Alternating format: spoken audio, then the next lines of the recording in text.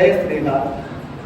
He is a fellow Higher Education Academy, UK, and he has held several academic positions, including senior lectureship at the University of Imphal, UK, Liverpool International Fellowship at New York University, USA, and fellowship at the Higher Education Academy, UK. In addition to his academic contributions, Dr. Srinath is a Malayalam playwright and a performance maker, as well as the editor of the Indian Theatre Journal published from the UK. And he is also an alumnus of our university. He was a student of the School of Letters, MPhil student. Now I welcome Dr. Rajesh Pawar.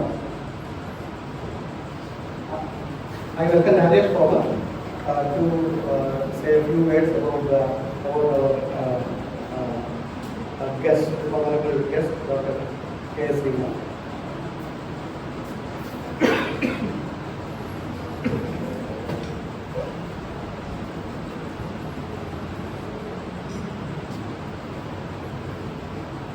എല്ലാവരെയും ഈ സദസ്സിലേക്ക് സ്വാഗതം ചെയ്യുകയാണ്. K.R. Narayanan, Chair for Human Rights and Social Justice. ഇതിൻ്റെ ആഹ്വാനത്തിലാണ് നമ്മൾ കുറച്ച് lecture series നടത്താൻ തീരുമാനിച്ചിട്ടുള്ളത്.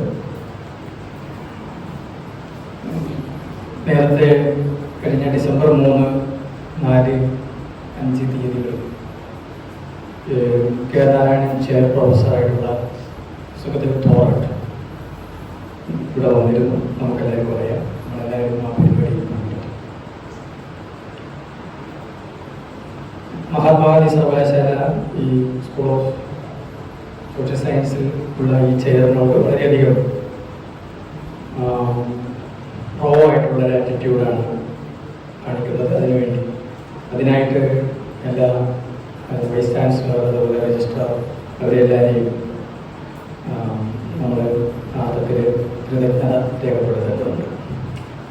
നമ്മളിങ്ങനെ ഒരു ലെക്ചർ സീരീസ് സംഘടിപ്പിക്കാൻ വേണ്ടി ആലോചിച്ചപ്പോൾ സ്വാഭാവികമായിട്ടും ഡോക്ടർ എസ് ശ്രീനാഥ്, അദ്ദേഹം UK ബേസ്ഡ് ആയിട്ടുള്ള, അതേപോലെ US ബേസ്ഡ് ആയിട്ടുള്ള സർവകലാശാലയിൽ പ്രവർത്തിച്ചുകൊണ്ടിരിക്കുന്ന ഒരാളാണ്. 2ഓളം ഇംഗ്ലീഷ് ജേർണൽ എഡിറ്റ് ചെയ്യുന്ന ഒരു സ്കോളറാണ്. ഇംഗ്ലീഷിൽ ലണ്ടനിലെ ന്യൂയോർക്കിൽ വരുന്ന പെർഫോമൻസ് സ്റ്റഡീസുമായി ബന്ധപ്പെട്ടിട്ടുള്ള ജേർണൽസിൻ്റെ എഡിറ്ററാണ്. എനിക്ക് പക്ഷേ ഇന്നത്തെ സ്പീക്കർ ഡോക്ടർ K.S. ശ്രീനാഥുമായിട്ടുള്ള ബന്ധം ഏതാണ്ട് 1997 ഞാൻ ആദ്യമായിട്ട് തിരുവനന്തപുരത്ത്, അരശ്ശേരിയിൽ നിന്ന് തിരുവനന്തപുരത്തേക്ക് യാത്ര ചെയ്തപ്പോൾ ഒരു നാടക ക്യാമ്പിൽ പങ്കെടുക്കുകയുണ്ടായി. കോളേജിൽ പഠിക്കുന്ന സമയത്ത് അത് മലയാള മനോരമ നടത്തുന്ന ക്യാമ്പസ് ലൈൻ, ഒരു കേരളത്തിലെ ഓരോ ജില്ലയിൽ നിന്നും ഒരാൾക്ക് മാത്രമാണ് അതിൽ പങ്കെടുക്കാൻ, നാടക തിയേറ്റർ വർക്ക്ഷോപ്പിൽ പങ്കെടുക്കാൻ അവസരം കിട്ടും. അപ്പം അന്ന് ഞങ്ങൾക്ക് വേണ്ടി ഒരു സംവിധാനത്തെക്കുറിച്ച്, ഡയറക്ഷനെ കുറിച്ച് ഒരു 2 മണിക്കൂർ സംസാരിക്കാൻ, അതോടൊപ്പം നമ്മളോട് അന്ന് തന്നെ ചെറിയൊരു കുഞ്ഞു നാടകം അതിൻ്റെ ഭാഗമായി അവതരിപ്പിക്കാൻ ഒക്കെ പറഞ്ഞിട്ടുണ്ട്. അത് ഓർമ്മയുണ്ടോ എനിക്കറിയില്ല. അതൊരുപാട് പേര് വന്നിരുന്നു. വലിയൊരു നാടകമൊക്കെ അതിൽ മമ്മൂട്ടി വന്നിരുന്നു. മമ്മൂട്ടി ഒരു ആക്ടിങ്ങിനെ കുറിച്ചിട്ടൊരു ക്ലാസ് മമ്മൂട്ടി എടുത്തിരുന്നു. ജഗദീഷ് കുമാർ വന്നിട്ടുണ്ടായിരുന്നു, ജഗദീഷ് വന്നിട്ടുണ്ടായിരുന്നു. അങ്ങനെ വലിയൊരു സദസ്സായിരുന്നു. അന്നത്തെ ഒരു അവസ്ഥയിൽ ഇവരെയൊക്കെ നേരിട്ട് കാണുക എന്ന് പറയുന്നത് വലിയ കാര്യമായിരുന്നു. ഇന്ന് പിന്നെ കുറേ കൂടി ആൾക്കാർക്ക് ടെക്നോളജി അറിയുന്നത് കൊണ്ട് കുറേയൊക്കെ അഭിനയമാണ് എന്ന് മനസ്സിലാവും. പൂർണ്ണമായും അഭിനയമല്ല, കുറേയൊക്കെ അഭിനയമാണ് എന്നും കൂടി തിരിച്ചറിയുന്ന ഒരു കാലമായതുകൊണ്ട് അത്ര വലിയ ഒരു സെലിബ്രേഷൻ പലപ്പോഴും ഇപ്പോഴത്തെ ആക്ടേഴ്സിനും അല്ലെങ്കിൽ ആക്ട്രസസിനും ഉണ്ടാകുന്നത് പലപ്പോഴും വിവാദങ്ങളിലാണൊക്കെയാണ് ഇന്ന് പലരും സെലിബ്രിറ്റികളായിട്ട് മാറുന്നത്. എന്തായാലും ഇന്നത്തെ ടോക്ക് നിങ്ങളെല്ലാവരും ശ്രദ്ധിച്ചതുപോലെ it is titled as epistemology of the disease, practice as history and technique as knowledge in vernacular healing. അപ്പം ഞാനത് അദ്ദേഹത്തോട് പറഞ്ഞത് പ്രധാനമായും മലയാളത്തിലും പിന്നെ ഒരു ഇംഗ്ലീഷ് മോഡലും ഒക്കെ ആയിട്ട് ഈ പ്രബന്ധം അവതരിപ്പിക്കാനൊക്കെയാണ്. So that our students will be able to make sense of the lecture that is going to deliver. ഇതിൽ ഞങ്ങളുടെ സ്കൂൾ ഓഫ് സോഷ്യൽ സയൻസിലെ കുട്ടികൾ, ഭൂരിപക്ഷം കുട്ടികളും ഇന്നിതിൽ പങ്കെടുത്തിട്ടില്ല. പക്ഷേ സ്കൂളിൽ നിന്ന് പുറത്തുനിന്നുള്ള ഒരുപാട് പേര് ഇതിൽ വന്നിട്ടുമുണ്ട്. അപ്പം പ്രത്യേകിച്ച് ഇന്ന് ഈ ഒരു ഉച്ചയ്ക്ക് ശേഷമുള്ള ഈ പരിപാടിയിൽ പങ്കെടുത്ത എല്ലാവരെയും സ്വാഗതം ചെയ്യുകയാണ്. ഈ പാർട്ടിസിപ്പേഷനിൽ വരാത്തവർക്ക് ഒരു പ്രചോദനം കൂടി ആവട്ടെ എന്നും കൂടി നമുക്ക് ആശിക്കാം. അങ്ങനെ ഈ പ്രബന്ധം അവതരിപ്പിക്കാൻ വേണ്ടി ഡോക്ടർ കെ.എസ്. ശ്രീനാഥിനെ ക്ഷണിക്കുന്നു.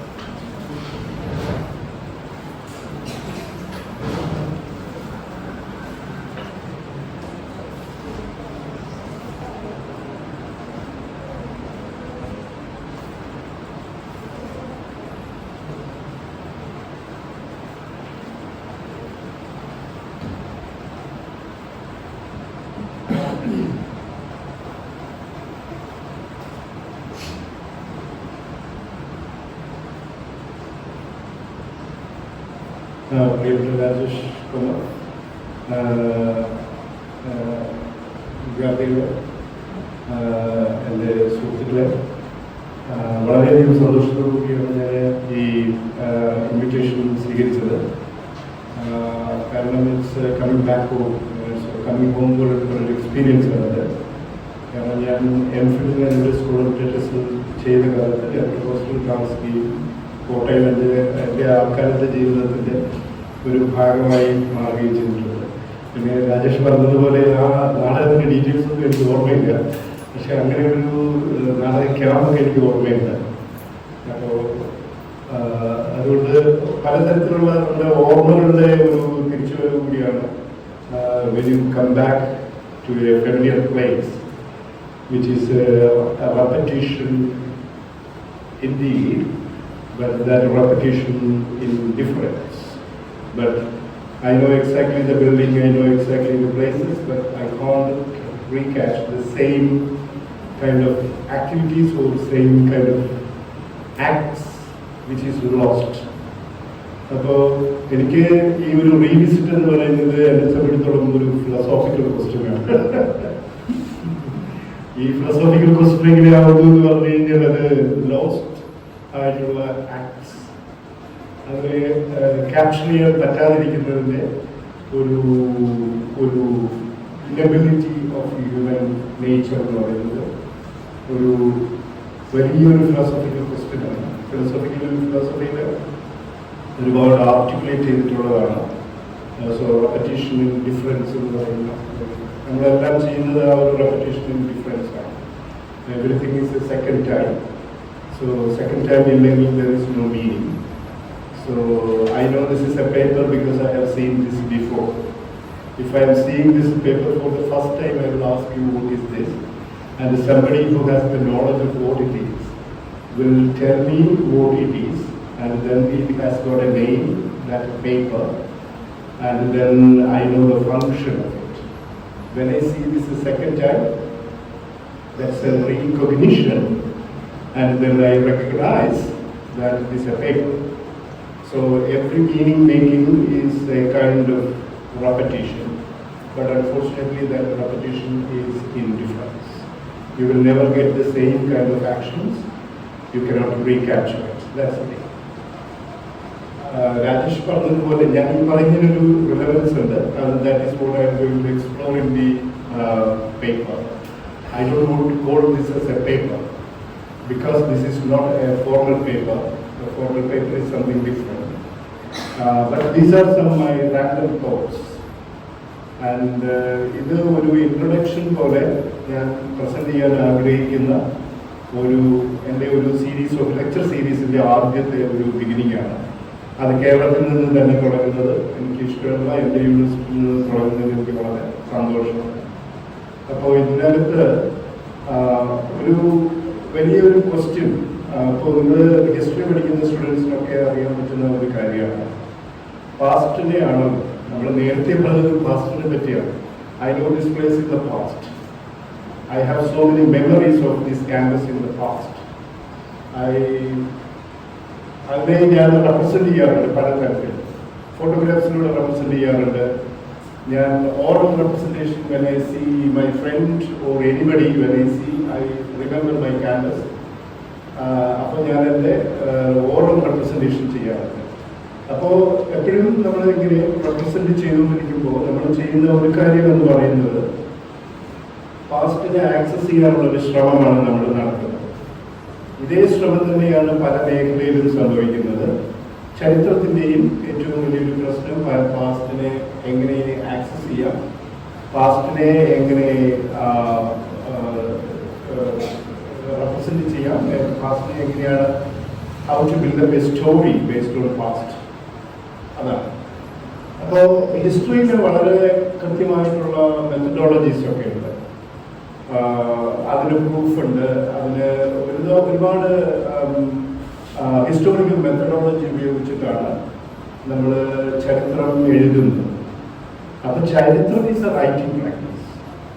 അപ്പൊ ഇവിടെ വരുന്ന എനിക്കെപ്പോഴും ആലോചിക്കുന്ന ഇതാണ് എൻ്റെ ഒരു വളരെ ഒരു ബാക്ക്ഗ്രൗണ്ട്. ഇതിന്റെ ഈ ലെക്ചറിന്റെ ഒരു ബാക്ക്ഗ്രൗണ്ട് എങ്ങനെ ഇപ്പൊ ഈ ഞാൻ നേരത്തെ പറഞ്ഞതുപോലെ നഷ്ടപ്പെട്ടു പോകുന്ന ഹ്യൂമൻ ആക്ട്സ് അല്ലെങ്കിൽ ഒരു പ്രാക്ടീസിനെ എങ്ങനെയാണ് ആക്സസ് ചെയ്യാന്നുള്ളത്. അപ്പോൾ ഇപ്പോൾ ഹിസ്റ്ററിയിൽ തന്നെ നിങ്ങൾക്ക് അറിയാം, അതൊരു ഹിസ്റ്ററിക്കൽ പെർഫോമേറ്റീവ് ടേൺ എന്ന് പറയുന്ന ഒരു സംഭവമുണ്ട്. പീറ്റർ ബ്ലർക്കൊക്കെ വളരെ വളരെ വിശദമായിട്ട് ഒരുപാട് പറഞ്ഞിട്ടുള്ളതാണ് ഈ ഹിസ്റ്ററിയിലെ പെർഫോമേറ്റീവ് ആക്ട് എന്ന് പറയുന്നത്. ഇപ്പോൾ human act is A performative act. അതിന് ഒരു എഫീമറലായിട്ടുള്ള ഒരു എലിമെന്റ് ഉണ്ട്. കാരണം നിങ്ങൾക്ക് ഈ പിന്നെ ക്ലാസ്സിലേക്ക് നിങ്ങൾ കയറി വന്നത് നിങ്ങൾക്ക് ഓർമ്മയുണ്ടോ? Class you cannot repeat that is exactly the same thing. ചെയ്യാൻ പറ്റുമോ? കുറച്ച് ഞാൻ ചിലപ്പോൾ ഇൻട്രാക്റ്റീവ് ആകും കേട്ടോ. ചെയ്യാൻ പറ്റില്ലല്ലോ. വൈ?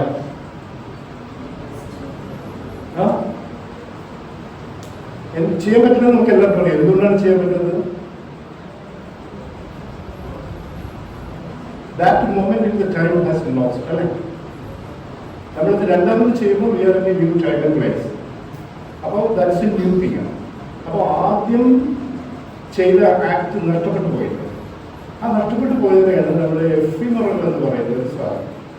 നമ്മളെല്ലാവരും എപ്പോഴും പറയാറുണ്ട് ഈ അക്ഷരങ്ങൾ അനശ്വരമാണെന്ന് പറയാറുണ്ട്. എന്തുകൊണ്ട് അച്ചടിച്ചു വെച്ചിരിക്കുന്നത് മാത്രമാണ്. അക്ഷരങ്ങൾ അനശ്വരമാകുന്നത് അച്ചടിക്കുന്നത് കൊണ്ട് മാത്രമാണ്. അച്ചടിച്ച് വെച്ചാൽ അവിടെ ഇരിക്കും, അതുകൊണ്ട് നമുക്ക് പോയി നോക്കാൻ പറ്റും. പക്ഷെ വാക്കുകളാണെങ്കിലും നഷ്ടപ്പെട്ടു പോകുന്നതാണ്. ആ വാക്കുകൾ തിരിച്ചെടുക്കാൻ പറ്റാത്ത തരത്തിൽ നഷ്ടപ്പെട്ടു പോകുന്നതാണ്. ഈ ഹ്യൂമൻ ആക്ഷൻസ് എന്ന് പറയുന്നത് തിരിച്ചെടുക്കാൻ പറ്റാത്ത തരത്തിൽ നഷ്ടപ്പെട്ടു പോകുന്നതാണ്. അപ്പോൾ ഇവിടെ ഞാനൊരു ഹിസ്റ്റോറിക്കൽ പ്രോബ്ലത്തിനെയാണ് ഞാൻ മുന്നോട്ട് കൊണ്ടുവരുന്നത്. അപ്പോൾ അങ്ങനെ വരുമ്പോൾ പാസ്റ്റിനെ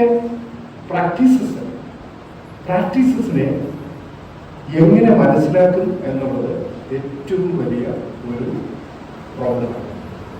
ഇറ്റ്സ് എൻ എപ്പിസ്റ്റമോളജിക്കൽ ആയിട്ടുള്ള ഒരു പ്രോബ്ലമാണ് പാസ്റ്റിനെ മനസ്സിലാക്കാനുള്ളത്. പാസ്റ്റിനെ മനസ്സിലാക്കാനായിട്ട് നമുക്ക് ഇപ്പോൾ ഉള്ള മെത്തഡോളജീസ് എല്ലാം തന്നെ അപര്യാപ്തമാണ്. പാസ്റ്റിന്റെ പ്രാക്ടീസസിനെ മനസ്സിലാക്കാൻ പറ്റും. കാരണം പാസ്റ്റിനെ റെപ്രസെന്റ് ചെയ്തിട്ടാണ് നമ്മൾ മനസ്സിലാക്കുന്നത്. എന്തെങ്കിലും ഒരു ഇൻസിഡന്റ് നിങ്ങൾ ഇപ്പോൾ മനസ്സിൽ വിചാരിക്കുക, കേരളത്തിൽ നടന്നിട്ടുള്ള നാളുകളിൽ നടന്നിട്ടുള്ള എന്തെങ്കിലും ഒരു ഇൻസിഡൻറ്റ് മനസ്സിലാക്കുക. അതിൻ്റെ ഹിസ്റ്ററി നിങ്ങൾ എഴുതുന്നു. നിങ്ങൾ ചെയ്യുന്നത് ആ പാസ്റ്റിനെ നിങ്ങൾ റീക്രിയേറ്റ് ചെയ്യുന്നതാണ്, റെപ്രസെൻറ്റ് ചെയ്തിട്ട് നിങ്ങൾ മനസ്സിലാക്കുന്ന ഒരു ഇൻ്റർപ്രിറ്റേറ്റീവ് ആയിട്ടുള്ള ഒരു അണ്ടർസ്റ്റാൻഡിംഗ് ആണ്. അതിന് പ്രൂഫ്സ് ഉണ്ടാവും, എവിഡൻസസ് ഉണ്ടാവും, ലിറ്റററി എവിഡൻസസ് ഉണ്ടാവും, ആർക്കിയോളജിക്കൽ എവിഡൻസസ് ഉണ്ടാവും, പലതരത്തിലുള്ള എവിഡൻസസ് വെച്ചിട്ടാണ് നിങ്ങൾ മനസ്സിലാക്കുന്നത്. പക്ഷെ ഇവിടെ മനുഷ്യ ശരീരം എന്ന് പറയുന്നത്, മനുഷ്യ ശരീരത്തിൻ്റെ ആക്ട്, ഹ്യൂമൻ ആക്ട് എന്ന് പറയുന്ന ആ പെർഫോമേറ്റീവ് ആയിട്ടുള്ള ഡയമെൻഷൻ എന്ന് പറയുന്നത്, എനിക്ക് ഇപ്പോൾ ഈ ലെക്ചർ ഒന്നുകൂടെ തുടങ്ങാൻ പറ്റില്ല. It is A performative act in time and place. അപ്പോൾ അതിങ്ങനെ നടന്നുകൊണ്ടിരിക്കും. ഇത്തരം പ്രാക്ടീസസിനെ പറ്റി നിങ്ങൾ ചിന്തിക്കുകയാണെങ്കിൽ അത്തരം പ്രാക്ടീസസിനെ മനസ്സിലാക്കാനായിട്ടുള്ളത് ചരിത്രത്തിന് വളരെയധികം ലിമിറ്റേഷൻ ഉണ്ട് എന്നുള്ളതാണ് ഈ പീറ്റർ ബർക്കിനെ പോലുള്ള വലിയ ഹിസ്റ്റോറിയന്മാർ, ഇംഗ്ലീഷ് ഹിസ്റ്റോറിയന്മാർ മുന്നോട്ട് വെച്ചിട്ടുള്ള ഒരു ഒരു പ്രശ്നമെന്ന്. അതൊരു ഹിസ്റ്റോറിക്കൽ പ്രോബ്ലമായിട്ടാണ് മുന്നോട്ട് വെക്കുന്നത്. അപ്പോൾ അങ്ങനെ നോക്കുമ്പോൾ നമ്മളൊരു കേരള സമൂഹത്തിന് പ്രീ മോഡേൺ എന്ന് പറയാവുന്ന തരത്തിലുള്ള ഒട്ടേറെ പ്രാക്ടീസസ് ഉള്ള ഒരു സമൂഹമാണ്, ഒരു ജനതയാണ്. അത് പെർഫോമൻസസ് ആകട്ടെ, വെർണാക്കുലർ ആയിട്ടുള്ള മെഡിക്കൽ ട്രഡീഷൻസ് ആകട്ടെ, ഇതെല്ലാം തന്നെ പ്രാക്ടീസ് ബേസ്ഡ് ആയിട്ട് നിൽക്കുന്ന ഇതെല്ലാം തന്നെ പ്രാക്ടീസസ് ആണ്, കൾച്ചറൽ പ്രാക്ടീസസ് ആണ്. അപ്പോൾ കൾച്ചറൽ പ്രാക്ടീസസിനെ മനസ്സിലാക്കാനുള്ള അതിൻ്റെ പ്രോബ്ലത്തിനെ പറ്റി ഞാൻ അതാണ് ഇതിൻ്റെ ഒരു ഈ ചർച്ചയുടെ ഒരു ആശയ ലോകം എന്ന് പറയുന്നത്. അപ്പം ഇതിന് ഞാൻ എടുക്കുന്നത് ഈ ഒരു പാരമ്പര്യമായിട്ടുള്ള വൈദ്യ സമ്പ്രദായത്തിനെയാണ് ഞാൻ എടുക്കുന്നത്. അപ്പോൾ പാരമ്പര്യ വൈദ്യം എന്ന് പറയുന്നത് വളരെ എന്താണ്, പാരമ്പര്യ വൈദ്യം എന്ന് പറയുന്നത് ഒരു പ്രാക്ടീസാണ്. അത് കൂടുതൽ സംസാരിക്കുന്ന അതിൻ്റെ പ്രോബ്ലത്തിലേക്ക് നമുക്ക് വരാൻ പറ്റും. അപ്പോൾ അതൊരു മെഡിക്കൽ ട്രഡീഷനാണ്. ആ മെഡിക്കൽ ട്രഡീഷൻ്റെ വളരെ ഓർഡറായിട്ടും കൊഗ്നിറ്റീവായിട്ടുള്ള സംഭവങ്ങൾ നമുക്ക് മനസ്സിലാക്കാനായിട്ട്, അല്ലെങ്കിൽ അതിൻ്റെ പ്രാക്ടീസിനെ മനസ്സിലാക്കാനായിട്ട് നമുക്ക് ഇപ്പോൾ ഉള്ള മെത്തഡോളജീസ് ലിമിറ്റഡ് ആണെങ്കിൽ നമ്മൾ എന്ത് ചെയ്യും, അല്ലെങ്കിൽ എങ്ങനെയാണ് അതിനെ മനസ്സിലാക്കുക എന്നുള്ള ഒരു ഇതാണ് ഇതിൻ്റെ ഒരു പ്രധാനപ്പെട്ട ഒരു ഇതെന്ന് പറയുന്നത്.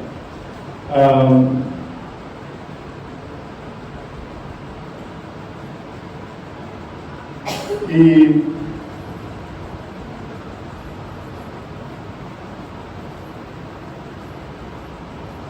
ഗ്രീക്കില് ഒരു ക്യൂറ എന്ന് പറയുന്ന ഒരു ഗോഡസിനെ പറ്റിയുള്ള ഒരു കഥയാണ്. ക്യൂറ ഒരു ഗോഡസാണ്. ഗ്രീക്കിലെ മെഡിക്കൽ ട്രഡീഷൻ തുടങ്ങുന്നത് അവിടെയെന്നാണ് പറയുന്നത്. അപ്പോൾ ഈ ക്യൂറ ഒരു ഗോഡസാണ്. ക്യൂറ ഒരു റിവർ ഇങ്ങനെ ക്രോസ് ചെയ്യുക. അപ്പോൾ ഈ റിവർ ക്രോസ് ചെയ്യുമ്പോൾ അവിടുന്ന് കുറച്ച് മണ്ണെടുത്തിട്ട് ഒരു മനുഷ്യനുണ്ടാക്കും. മെയിൽ ഫിഗറാണ് ഉണ്ടാക്കുന്നത്, പക്ഷെ ഒരു ഫീമെയിലാണ് ഈ മെയിൽ ഫിഗറിനെ ഉണ്ടാക്കുന്നത്. എന്നിട്ട് അതിന് ജീവൻ കൊടുക്കാനായിട്ട് വേറൊരു ദൈവത്തിനോട്, ഒരു ഗ്രീക്ക് ദൈവനോട് പറയുന്നു അതിന് ജീവൻ കൊടുക്കാൻ പറയും. ആ ദൈവം ഈ മനുഷ്യപ്രതിമയ്ക്ക് ജീവൻ കൊടുക്കുന്നു, അയാൾ മനുഷ്യനാണ്. അപ്പൊ ഇവിടെ ഒരു തർക്കം വരും, ഇത് ആരുടേതാണ് എന്നുള്ളതൊരു തർക്കം വരും. അത് ആദ്യം ഈ മനുഷ്യന്റെ രൂപമുണ്ടാക്കിയ ക്യൂറ എന്ന് പറയുന്ന ദൈവത്തിന്റെ ആ ഫീമെയിൽ ഗോഡസിന്റെ ആണോ, അത് ജീവൻ കൊടുത്ത ഫീമെയിൽ മെയിൽ ആയിട്ടുള്ള ജീവൻ കൊടുത്ത ഒരു ഗോഡിന്റെ ആണോ ഈ മനുഷ്യന്റെ അവകാശം എന്നുള്ളതിനെ പറ്റി തർക്കം വരും. അപ്പൊ സാറ്റേൺ എന്ന് പറയുന്ന ഗോഡ് ഇതിന് ഒരു തീർപ്പ് ഉണ്ടാക്കും. കാരണം എന്ന് പറഞ്ഞു കഴിഞ്ഞാൽ ജീവിച്ചിരിക്കുന്ന കാലത്ത് ഈ മനുഷ്യ ശരീരം ക്യൂറയുടേതായിരിക്കും. മരിച്ചു കഴിഞ്ഞാൽ ഇത് ജീവനാണല്ലോ കൊടുത്തത്, മരിച്ചു കഴിഞ്ഞാൽ ഇത് മറ്റേ ആ ദൈവത്തിൻ്റെതായിരിക്കും, ആ പ്രാണൻ കൊടുത്ത മറ്റൊരു ദൈവത്തിൻ്റെതായിരിക്കും എന്ന് പറയും. ഇവിടെയാണ് ശരിക്കും ഈ ഗ്രീക്കിന്റെ ആ മിത്തോളജിയില് ജീവനും മരണവും തമ്മിലുള്ള ഒരു വലിയ ഇമേജ് വരുന്നത്. ക്യൂറ എന്നുള്ള ദൈവത്തിൽ നിന്നാണ് ക്യൂർ എന്നുള്ള ഒരു സങ്കല്പം ഉണ്ടായി വരുന്നത്. അപ്പൊ ഈ കഥയിൽ വരുന്നത് ഒരു മനുഷ്യ ജീവിതത്തിനെ സംബന്ധിക്കുന്ന ഒരു കഥയാണ്. ഈ മനുഷ്യ ജീവിതത്തിനെ സംബന്ധിക്കുന്ന ഈ കഥയിൽ പ്രധാനമായി വരുന്നത് മണ്ണിൽ നിന്നും ജലത്തിൽ നിന്നും വരുന്ന ഒരു മനുഷ്യ ശരീരവും ആ മനുഷ്യ ശരീരം മരണത്തിലേക്ക് നടക്കുന്ന ഒരു മനുഷ്യ ശരീരവും ഈ ജീവിതത്തിനെയും മരണത്തിനെയും ബന്ധപ്പെടുത്തുന്നത് ഒരു ജീവൻ എന്നാണ്. ആ ജീവൻ എന്ന് പറയുന്നത് ഒരു വായു, എയറാണ്. അപ്പോൾ ആ എയറിൽ കൂടെ ഒരു ജീവൻ ഉണ്ടാവുകയും ജീവൻ കൊടുക്കുന്നത് എയർ കൊടുത്തിട്ടാണ് ജീവൻ കൊടുക്കുന്നത്.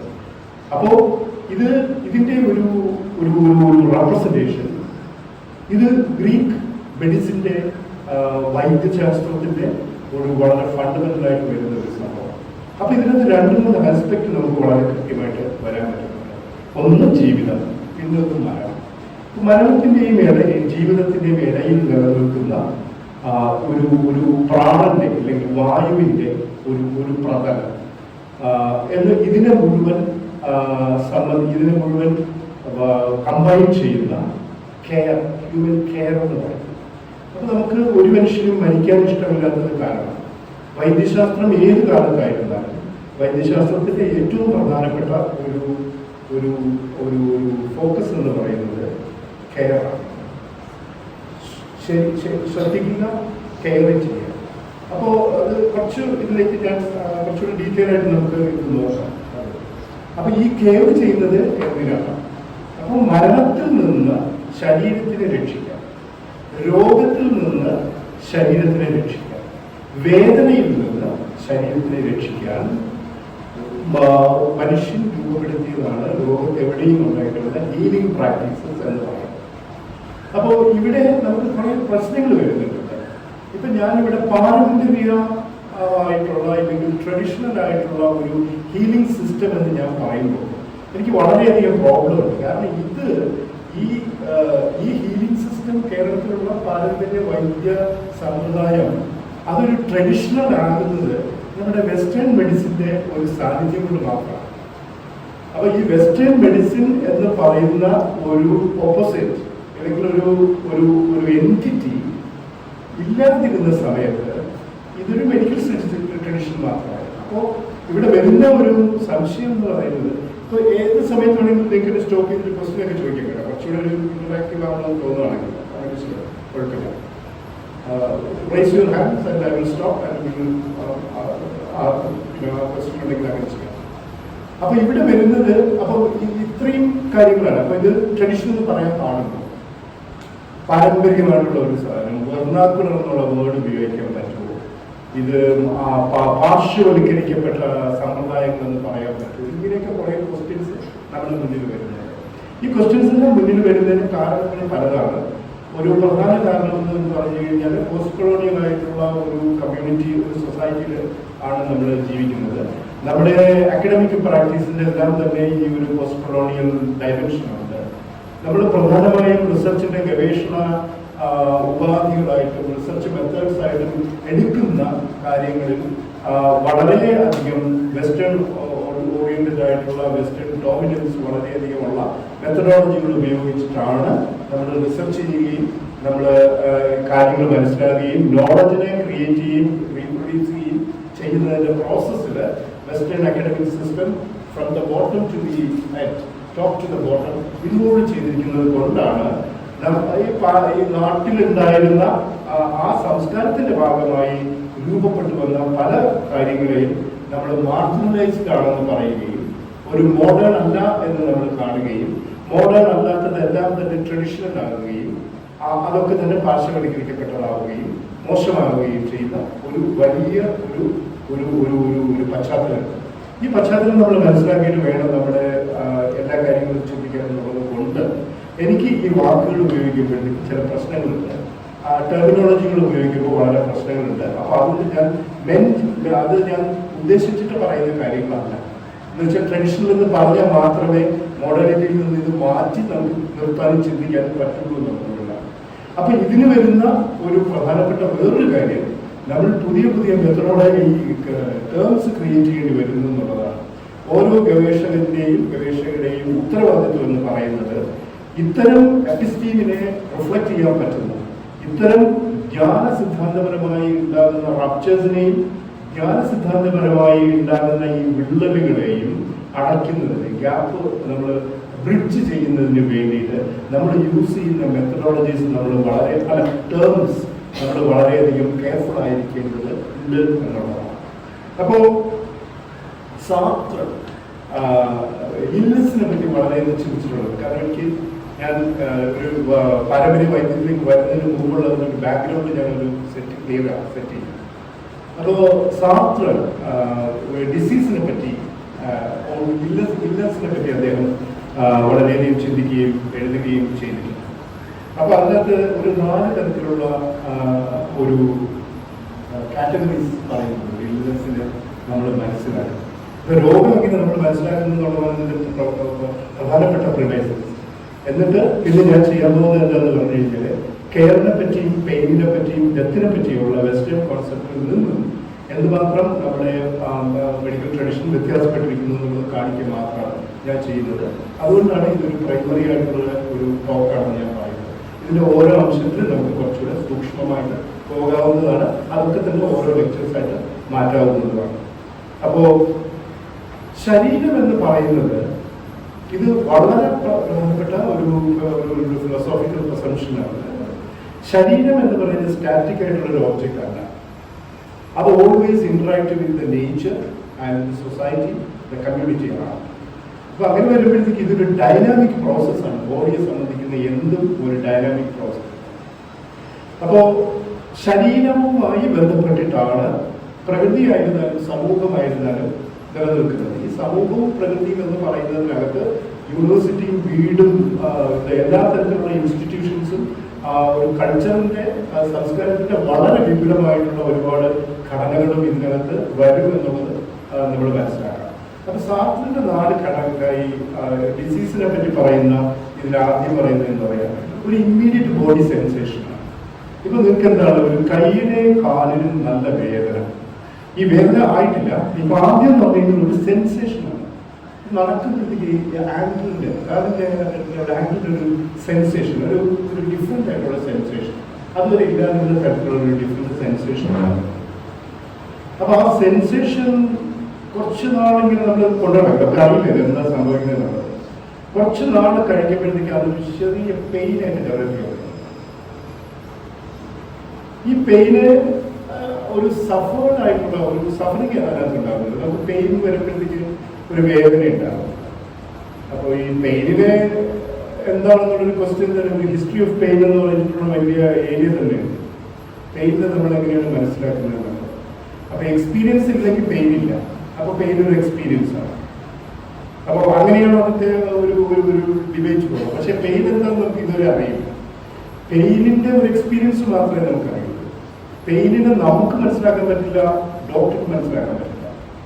അപ്പോൾ അതിലേക്ക് വരാം. അപ്പോൾ ഈ ആദ്യം ഉണ്ടായിരുന്ന ഒരു ബോഡിലി സെൻസേഷൻ എന്ന് പറയുന്നത് കുറച്ച് കഴിയുമ്പോഴത്തേക്ക് അതൊരു പെയിനായിട്ട് മാറും. ചെറിയൊരു പെയിനായിട്ട് മാറും. നമ്മൾ ബുദ്ധിമുട്ടിപ്പിക്കുന്ന തരത്തിലുള്ള ഒരു സെൻസേഷനായിട്ട് മാറുന്നു. അപ്പോൾ കുറച്ച് കഴിയുമ്പോഴത്തേക്ക് അത് പെയിൻ നല്ലോണം വരുന്നത്. അപ്പോഴാണ് നമ്മൾ ഡോക്ടറെ കാണാൻ തീരുമാനിക്കുന്നത്. അപ്പോൾ ഇത് തുടങ്ങി കുറച്ച് നാളായി. അപ്പോൾ അതൊരു പെയിൻ നല്ലോണം വന്നിട്ടുണ്ട്. അപ്പോൾ അതൊരു ഡിസീസാണെന്ന് നമുക്കൊരു സംശയം വരും. അപ്പോൾ നമ്മൾ ഡോക്ടറെ കാണാൻ പോകും. അപ്പോൾ ഈ ഡോക്ടർ അവിടെ എന്താ ചെയ്തതെന്ന് പറയുന്നത് പെയിൻ ആണല്ലോ അവിടുത്തെ പ്രശ്നം എന്ന് പറയുന്നത്. അപ്പോൾ ഡോക്ടർ ചോദിക്കുന്നത് പെയിൻ ഉണ്ടോ എന്ന് ചോദിക്കുന്നത്, നമ്മൾ പെയിൻ ഉണ്ടെന്ന് പറയും. അപ്പോൾ എങ്ങനെയാണ് പെയിൻ ചെയ്യുന്നത്, എപ്പോഴാണ് വരുന്നത്? അപ്പോൾ അതിന് കുറേ ചോദ്യങ്ങൾ ചോദിച്ചു. ഈ ചോദ്യങ്ങളുടെ എല്ലാം ഒരു ഇന്റൻഷൻ എന്ന് പറയുന്നത് ഈ പെയിനിനെ മനസ്സിലാക്കുക. പക്ഷെ ഈ പെയിനിനെ മനസ്സിലാക്കാനായിട്ട് ഡോക്ടർക്ക് പറ്റാതെ വരും. ഫിസിഷ്യനും സാധ്യമാണ്. അപ്പൊ ഫിസിഷ്യന്റെ ചോദ്യങ്ങളെല്ലാം തന്നെ ഈ പെയിനിനെ കോൺസെപ്ച്വലൈസ് ചെയ്യാനുള്ള ചോദ്യങ്ങളാണ്. അപ്പോ അദ്ദേഹത്തിന്റെ ജോലി എന്ന് പറയുന്നത് ഈ പെയിനിനെ കോൺസെപ്ച്വലൈസ് ചെയ്ത് ക്ലാസിഫൈ ചെയ്യാന്നുള്ളതാണ്, ഡിസീസിനെ ക്ലാസിഫൈ ചെയ്യാന്നുള്ളതാണ്. അപ്പോൾ ഈ ചോദ്യങ്ങൾ ഒരുപാട് ചോദിക്കുന്നുണ്ട്. അപ്പൊ ഈ ചോദ്യങ്ങൾക്കെല്ലാം തന്നെ നമ്മൾ മറുപടി പറയുന്നത് അവസാനം ഈ അതിന്റെ എൻഡിൽ ഒരു ക്ലാസിഫിക്കേഷൻ നടക്കുന്നു. ആ ക്ലാസിഫിക്കേഷൻ എന്താണ്? ഇത് ആർത്രൈറ്റിസ് ആണ്. ഈ ആർത്രൈറ്റിസിന് വരെ നിങ്ങൾ ഏത് വേർഡുകളും വയ്ക്കാം. എന്ന് വെച്ച് കഴിഞ്ഞാൽ ഇതൊരു ടെക്നോളജിക്കൽ ആയിട്ടുള്ള വളരെ സ്പെസിഫിക് ആയിട്ടുള്ള ഒരു ഡിസ്കോഴ്സ്. ഈ ഡിസ്കോഴ്സ് നമുക്കറിയില്ല. നമുക്ക് ആകെ അറിയുന്നത് ആ വന്നിട്ടുള്ള ഒരു പെയിനാണ്. അപ്പൊ ഇതിനെ സാർട്ട് പറയുന്നത് എന്താണെന്ന് പറഞ്ഞു കഴിഞ്ഞാൽ ഒരു ഫോർമേഷൻ ഓഫ് ഡിസീസാണ് ഇവിടെ സംഭവിക്കുന്നത്. അപ്പൊ ആ ഡിസീസിന്റെ ഫോർമേഷൻ എന്ന് പറയുന്നത് ഇതൊരു എപ്പിസ്റ്റമോളജിക്കൽ ഇഷ്യൂ ആണ്. കാരണം എൻ്റെ കാലിലും എൻ്റെ കയ്യിലും ഉണ്ടായിട്ടുള്ള പെയിൻ ആർത്രൈറ്റിസ് ആണെന്ന് ഞാൻ തിരിച്ചറിഞ്ഞത് ഒരു ഡിസ്കോഴ്സിന്റെ ഭാഗമായിട്ടാണ്. ഈ ഒരു മെഡിക്കൽ ഡിസ്കോഴ്സിന്റെ ഭാഗമായിട്ടാണ്. ഇതൊരു വലിയ പുതിയ കാര്യമല്ല. ഫൂക്കോയും ഈ തരത്തിൽ തന്നെയാണ്. വലിയ ഇതിൽ നിന്നും വളരെ വ്യത്യസ്തം, അത്രയൊന്നും വ്യത്യസ്തമല്ല, കുറച്ചൊക്കെ വ്യത്യസ്തമാണെങ്കിലും ഫൂക്കോയും ഫോളോ ചെയ്യുന്ന ഈ ഒരു ഡിസ്കസീവ് പ്രാക്ടീസിനെ പറ്റി തന്നെയാണ്. ഈ മെഡിക്കൽ പ്രാക്ടീസ് എന്ന് പറയുന്നത് ഒരു ഡിസ്കസീവ് പ്രാക്ടീസ് എന്ന് ആണ് എന്നുള്ളത്. അപ്പോൾ ഇതിനകത്ത് ഞാനൊരു പോയിന്റിലേക്ക് ഞാൻ വരികയാണ്. അപ്പോൾ ഇതുപോലെ തന്നെ ഫൂക്കോ ഡിസീസിനെ പറ്റിയുള്ള ഫൂക്കോയുടെ അസംഷൻസ് ഉണ്ട്. അപ്പോൾ ഫൂക്കോ പറയുന്നത് എന്താണെന്ന് പറഞ്ഞു കഴിഞ്ഞാൽ ഏത് തരത്തിലുള്ള നോളജിന്റെ ക്രിയേഷനും ഒരു തരത്തിലുള്ള ബേസ് ഉണ്ട്. അപ്പൊ ഈ ഡോക്ടർ എന്താ ചെയ്യുന്നതെന്ന് പറഞ്ഞാൽ ഡോക്ടറിന് ഒരിക്കലും അനുഭവിക്കാൻ പറ്റാത്ത ഒരു പെയിൻ മനസ്സിലാക്കാൻ ശ്രമിക്കുകയും ആ മനസ്സിലാക്കുന്നതിലൂടെ ഒരു ഫോർമേഷൻ ഓഫ് ഇൽനെസിന്റെ ഒരു ഫോർമേഷൻ, ഒരു ഡിസീസിന്റെ ഫോർമേഷൻ സാധ്യമാക്കുകയും ചെയ്യുന്ന ഒരു ഡിസ്കസീവ് പ്രോസസ്സാണ് എന്നുള്ളതാണ്. പിന്നെ അതൊരു എപ്പിസ്റ്റമോളജിക്കലായിട്ടുള്ള ഒരു കൺസ്ട്രക്റ്റ് ആണ് ഇതെന്നുള്ളതാണ് പറയുന്നത്. അപ്പോൾ ഫൂക്കോയെ സംബന്ധിച്ചിടത്തോളം നോക്കുമ്പോഴത്തേക്ക് അതിന് ഒബ്ജക്റ്റിഫിക്കേഷൻ ഉണ്ട്. കാരണം ബോഡിയെ ഒരു ഓബ്ജക്റ്റ് ആയിട്ട് ഡയഗ്നോസ് ചെയ്യുകയാണ് ചെയ്യുന്നത്. അപ്പൊ അതിനൊരു ഒബ്ജക്റ്റിഫിക്കേഷൻ വരുന്നുണ്ട്. പക്ഷെ വേദന എന്ന് പറയുന്നത് ശരീരത്തിൽ ഒരിടത്തുമുള്ള ഒരു സാധനമല്ല. അത് ഒരു സബ്ജക്റ്റീവായിട്ടുള്ള ഒരു പെയിനിന്റെ ലെവൽ. പിന്നെ ഫൂക്കോ പറയുന്നുള്ള ബോഡിയുടെ ബയോ പവർ എന്ന് പറഞ്ഞിട്ടുള്ള കാര്യങ്ങൾ പറയുന്നുണ്ട്. പിന്നെ അവസാനം അദ്ദേഹത്തിന്റെ പോയിന്റ് വരുന്നത് എന്താണെന്ന് പറഞ്ഞാൽ ഫൂക്കോയുടെ പോയിന്റ് വരുന്നത് ഡെത്ത് എന്ന് പറയുന്ന ഒരു ഇതിലേക്കാണ്. അപ്പോ പിന്നെ ബർത്ത് ഓഫ് ദ ക്ലിനിക്കിലായിരുന്നാലും discipline and punishment, history of സെക്ഷുവാലിറ്റിയുടെ 3 വോള്യൂമിലായാലും ഫൂക്കോ വളരെ കണ്ടിന്യൂസ് ആയിട്ട് കൺസിസ്റ്റന്റ് ആയിട്ട് ഡിസ്കസ് ചെയ്തിട്ടുള്ളത് ബോഡിയുടെ ഫോർമേഷനും ബോഡി എങ്ങനെ നോളജുമായിട്ട് ബന്ധപ്പെട്ട് ഫോർമുലേറ്റ് ചെയ്യുന്നു, ഈ സൈക്കാട്രി അല്ലെങ്കിൽ മെന്റൽ ഇൽനെസ് അല്ലെങ്കിൽ ഏത് തരത്തിലുള്ള ഇൽനെസ് ആൻഡ് ഡിസീസ് ഇതൊക്കെ എങ്ങനെയാണ് ഒരു ഡിസ്കസീവ് പ്രാക്ടീസ് ആയിട്ട് മാറുന്നത് എന്നുള്ളതാണ് അവിടെ സംസാരിക്കുന്നത്. അപ്പോൾ ഈ 2 തരത്തിൽ നമ്മൾ നോക്കുമ്പോൾ അപ്പോൾ ഇത് 3 കാര്യങ്ങൾ ഞാൻ പ്രസന്റ് ചെയ്തിട്ടുണ്ട്. ഒന്ന്, ആ ഗ്രീക്ക് ക്യൂറ എന്ന് പറയുന്ന ഗോഡസിന്റെ ഒരു കഥയാണ്. അവിടെ വരുന്നത് എന്താണ്? മരണത്തിനും ജീവിതത്തിനും ഇടയിൽ നടക്കുന്ന ഒരു ജീവിതത്തിനെ പറ്റിയുള്ള ഒരു സംഭവമാണ്. രണ്ടാമത് സാർട്രിന്റെ ഒരു ഫോർമേഷൻ ഓഫ് ഡിസീസിൽ വരുമ്പോഴത്തേക്കും ഫൂക്കോയുടെ ഇൽനെസിനെ പറ്റിയുള്ള ഫോർമേഷൻ ഓഫ് ഇൽനെസ് ഡിസ്കസീവ് പ്രാക്ടീസിനെ മെഡിസിനെ ഒരു ഡിസ്കസീവ് പ്രാക്ടീസ് ആയിട്ട് കാണുന്ന ഫൂക്കോയുടെ ഇതിലും നമ്മൾ പൊതുവായിട്ട് കാണുന്ന ഒരു കാര്യങ്ങൾ ഉണ്ടാവുമെന്ന് വേണമെങ്കിൽ പറയാം. കെയർ ആണ് അതിന്റെ പ്രധാനപ്പെട്ട സംഭവം. ഹ്യൂമൻ ബോഡിയിൽ വരുന്ന കെയർ. രണ്ടാമത്തെ കാര്യം ഡെത്ത്. അപ്പോൾ ഇതിൽ ഒരുപാട് ഹിസ്റ്ററി, പെയിന്റിന്റെ ഹിസ്റ്ററിയെ പറ്റിയും ഇതിന്റെ മെഡിക്കൽ ഹ്യൂമാനിറ്റീസിന്റെ ഹ്യൂമൻ കെയറിനെ പറ്റിയുള്ള ചർച്ചയിലെല്ലാം തന്നെ പൊതുവായിട്ട് വരുന്ന ഒരു കാര്യം ഡെത്ത് എന്നുള്ളതാണ്. കാരണം ഇത് നശിക്കപ്പെടുന്ന ഒരു ഇതാണ്, ഒരു വസ്തുവാണ് ശരീരമെന്ന്.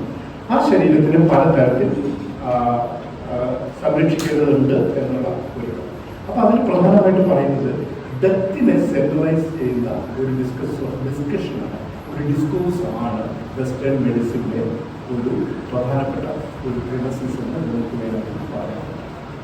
ഇപ്പോൾ നമ്മൾ മോഡേൺ മെഡിസിൻ എന്ന് പറയുന്നത് വളരെ ഒരു 10-500 വർഷത്തെ പഴക്കം മാത്രമേ നമുക്ക് ഇതിൽ കാണാൻ പറ്റുള്ളൂ. ഈ മോഡേൺ മെഡിസിന്റെ ഒരു ഡെവലപ്മെന്റിന് വരുന്നത്. അപ്പൊ ഈ മോഡേൺ മെഡിസിന്റെ ഡെവലപ്മെന്റിനും പിന്നെ പാശ്ചാത്യമായിട്ടുള്ള ഈ മെഡിക്കൽ സിസ്റ്റത്തിന്റെ ഡെവലപ്മെന്റിന് മുമ്പ് തന്നെ വളരെ ഹീലിംഗ് പ്രാക്ടീസസ് വളരെയധികം ഉണ്ടായിരുന്നു. നിങ്ങൾക്കറിയാം, ഹിസ്റ്ററി ഒക്കെ കുറച്ച് ഇംഗ്ലീഷ് ഹിസ്റ്ററിയോ European history, middle age history ഒക്കെ അറിയുന്ന ആൾക്കാർക്ക് വളരെ കൃത്യമായിട്ട് അറിയാം. ഈ വിച്ച് ഹണ്ട് എന്ന് പറയുന്നത് ഒരു ക്രിസ്ത്യാനിറ്റിയുടെ ഒരു ഡോമിനേഷൻ ടുവേർഡ്സ് ദി വെർണാക്കുലർ കൾച്ചറാണ്. ലാംഗ്വേജിലും കൾച്ചറിലും അതിന്റെ പ്രാക്ടീസിലും ചെയ്യുന്ന ഒരു ഡോമിനേഷൻ. അവിടെ ഏറ്റവും കൂടുതൽ വിച്ച് ഹണ്ടിൽ ഏറ്റവും കൂടുതൽ ബേൺ ചെയ്തിട്ടുള്ളത് ഫീമെയിൽ പ്രാക്ടീഷണേഴ്സിനെ ആയിരുന്നു. പക്ഷേ അവരൊക്കെ തന്നെ ഈ ഹീലേഴ്സ് ആയിരുന്നു. അപ്പോൾ ഈ വിച്ചുകണ്ഠം എന്ന് പറയുന്ന പ്രാക്ടീസ് നമ്മൾ ശരിക്കും കാണേണ്ടതെന്ന് പറഞ്ഞു കഴിഞ്ഞാൽ എക്സിസ്റ്റിംഗ് ആയിട്ടുള്ള വളരെ ലോക്കലായിട്ടുള്ള ഒരു ഹീലിംഗ് പ്രാക്ടീസസിനെ തുടച്ചു നീക്കുന്ന ഒരു മൂവ്മെന്റ് ആണ്. അത് സിസ്റ്റമാറ്റിക്കലി ഓർഗനൈസ് ചെയ്തിട്ടുള്ളത് ഇൻസ്റ്റിറ്റ്യൂഷണലൈസ്ഡ് ആയിട്ടുള്ള ക്രിസ്ത്യാനിറ്റിയുടെ ഒരു ഇൻസ്റ്റിറ്റ്യൂഷണലൈസേഷന്റെ ഭാഗമായിട്ടാണ് ഈ ഹീലിംഗ് പ്രാക്ടീസസിനെ മുഴുവൻ തന്നെ ഇത് തുടച്ചു മാറ്റുന്നത്. അപ്പോൾ ഈ മോഡേൺ ആധുനികമായിട്ടുള്ള ഡയഗ്നോസിസ് സിസ്റ്റം ഡെവലപ്പ് ചെയ്യുന്നതിന് മുമ്പ് തന്നെ ഇപ്പോ അരിസ്റ്റോട്ടലിനെ, പ്ലാറ്റോയെയാണ് നമ്മൾ ആദ്യം പറയുന്ന അരിസ്റ്റോട്ടലിനെയാണ് നമ്മൾ ആദ്യമായിട്ട് പറയുന്ന ഒരു ഡയഗ്നോസിസ് ചെയ്യുന്ന ഒരാളായിട്ട്. അരിസ്റ്റോട്ടലിന്റെ അരിസ്റ്റോട്ടൽ ഒരുപാട് തരത്തിലുള്ള ഡയഗ്നോസിസ് നടത്തുന്നുണ്ട്. അപ്പൊ ആ ഡയഗ്നോസിസ് നടത്തുന്നത് ഒന്നും തന്നെ നമ്മളൊരു ഇൻസ്ട്രുമെന്റിന്റെ ഇത് കൊണ്ടിട്ടല്ല ഇതൊക്കെ നടത്തുന്നത്. കാരണം തന്നെ ബോഡിയെ മനസ്സിലാക്കാനും ബോഡിയുടെ അസുഖത്തിനെ മനസ്സിലാക്കാനുമുള്ള പാരമ്പര്യമായിട്ടുള്ള അല്ലെങ്കിൽ ആ സമൂഹത്തിനുണ്ടായിരുന്ന ചില ജ്ഞാന രൂപങ്ങളിൽ നിന്നാണ് ഈ ഡിസീസസിന്റെ ഫോർമേഷൻ നടക്കുന്നത്. അപ്പൊ ഇതാണ് ഇതിന്റെ ഒരു വളരെ വൈഡായിട്ടുള്ള. പക്ഷെ ഇപ്പൊ നമ്മൾ നോക്കുമ്പോൾ കെയർ എന്ന് പറയുമ്പോഴത്തേക്ക് അല്ലെങ്കിൽ ട്രീറ്റ്മെന്റ്, കെയർ, ഡിസീസ് എന്നൊക്കെ പറയുന്നത് വളരെയധികം എക്സ്പെൻസീവ് ആയിട്ടുള്ള ഒരു ബിസിനസ്സാണ്. അപ്പൊ അതിനകത്ത് ഒരുപാട് തരത്തിലുള്ള മെഷീനറി ഇൻവോൾവ് ആകുന്നുണ്ട്. ഫാർമസ്യൂട്ടിക്കൽ മെഡിസിൻസും ഡയഗ്നോസ്റ്റിക് മെത്തേഡ്സും എല്ലാം തന്നെ ഇൻവോൾവ് ചെയ്തിട്ടുള്ള വലിയ ഒരു എസ്റ്റാബ്ലിഷ്മെന്റ് ആണ് നമ്മുടെ ആധുനികമായിട്ടുള്ള വൈദ്യശാസ്ത്രം എന്ന് പറയുന്നത്. ഇവിടെ ഇതിന്റെ ഒരു കോണ്ടെക്സ്റ്റ് ആണ് നേരത്തെ പറഞ്ഞു, ഈ മരണത്തിനെ മുന്നിൽ നിർത്തിക്കൊണ്ട് ശരീരത്തിനെയും രോഗത്തിനെയും വേദനയെയും അടയാളപ്പെടുത്തുകയും അതിന് ആ ശരീരത്തിന് ഒരു കെയർ പ്രൊവൈഡ് ചെയ്യുകയും ചെയ്യുന്ന ഒരു സിസ്റ്റത്തിനെയാണ് നമ്മൾ ഈ മോഡേൺ മെഡിസിനിൽ സംഭവിക്കുന്ന ഒരു പ്രോസസ് എന്ന് പറയുന്നത്. അപ്പൊ ഇവിടെ നമുക്ക് ഒരു ക്വസ്റ്റ്യൻ ചോദിക്കാവുന്നത്, ഇതിൽ നിന്നും എന്തെങ്കിലും വ്യത്യസ്തമാണോ, നമ്മുടെ വ്യത്യസ്തമായിട്ടുള്ള എന്തെങ്കിലും അപ്രോച്ച് ഉണ്ടോ എന്നുള്ളതാണ്. ഇത് അവിടെയാണ് നമ്മുടെ ഒരു കുറച്ചുകൂടി ഒരു പാരമ്പര്യമായിട്ടുള്ള ഒരു സമ്പ്രദായത്തിൽ ഞാൻ എടുക്കാൻ പോകുന്നത്. മർമ്മശാസ്ത്രം എന്ന് പറയുന്ന ഒരു കേട്ടിട്ടുണ്ടോ? ആരെങ്കിലും ഒക്കെ കേട്ടിട്ടുണ്ടോ? മർമ്മ ചികിത്സ അല്ലെങ്കിൽ മർമ്മശാസ്ത്രം എന്ന് പറയുന്നത്. അപ്പോ ഈ മർമ്മ ചികിത്സ എന്ന് പറയുന്നത്, മർമ്മശാസ്ത്രം, ഇതിപ്പോ ഞാൻ ഇനി എൻ്റർ ചെയ്യാൻ പോകുന്നത് കുറച്ചുകൂടെ ഒരു നമുക്ക് അത്രത്തോളം പരിചയമില്ലാത്ത കുറച്ച് കാര്യങ്ങളാണ്. ശരീരസങ്കല്പത്തിനെ പറ്റിയും മരണത്തിനെ പറ്റിയും ഒക്കെയുള്ള ഒരു വ്യത്യസ്തമായ ചില കാഴ്ചപ്പാടുകൾ ആണ് ഞാൻ ഇത് അവതരിപ്പിക്കാൻ പോകുന്നത്. ഇപ്പൊ പൊതുവായിട്ട് നമ്മൾ ആയുർവേദം എന്ന് പറയുന്ന ഒരു സമ്പ്രദായമാണ് കേരളത്തിൽ പരക്കെ അറിയപ്പെടുന്നതെങ്കിലും ഇതിന് നമ്മൾ വളരെ അൺനോൺ ആയിട്ടുള്ള ഒരുപാട് ട്രഡീഷൻസ് ഉണ്ട് അതിനകത്ത് വരുന്നത്. അതിലൊന്നാണ് ഈ അഗസ്ത്യ മഹർഷി എന്ന് പറയുന്ന ഒരാളുടെ അദ്ദേഹത്തിന്റെ പേരിൽ അറിയപ്പെടുന്ന മർമ്മശാസ്ത്ര ഗ്രന്ഥങ്ങൾ. അത് വളരെ വിശദമായിട്ടുള്ള തികച്ചും വ്യത്യസ്തമായിട്ടുള്ള ഒരു സമീപനമാണ് അതിനകത്ത് നമ്മൾ കാണുന്നത്. അപ്പൊ ഇതെല്ലാം തമിഴ് ഗ്രന്ഥങ്ങളാണ്, തമിഴിൽ എഴുതപ്പെട്ടിട്ടുള്ള ഗ്രന്ഥങ്ങളാണ് ഇതെല്ലാം തന്നെ. അപ്പോ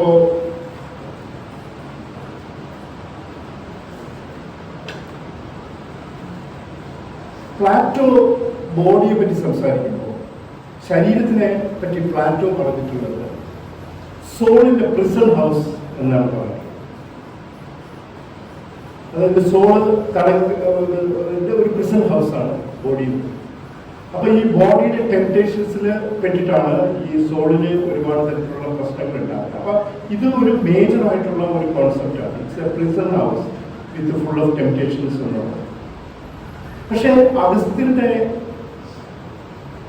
സമീപനത്തിലെത്തുമ്പോൾ അഗസ്ത്യന്റെ ശരീരത്തിനെ കാണുന്നത്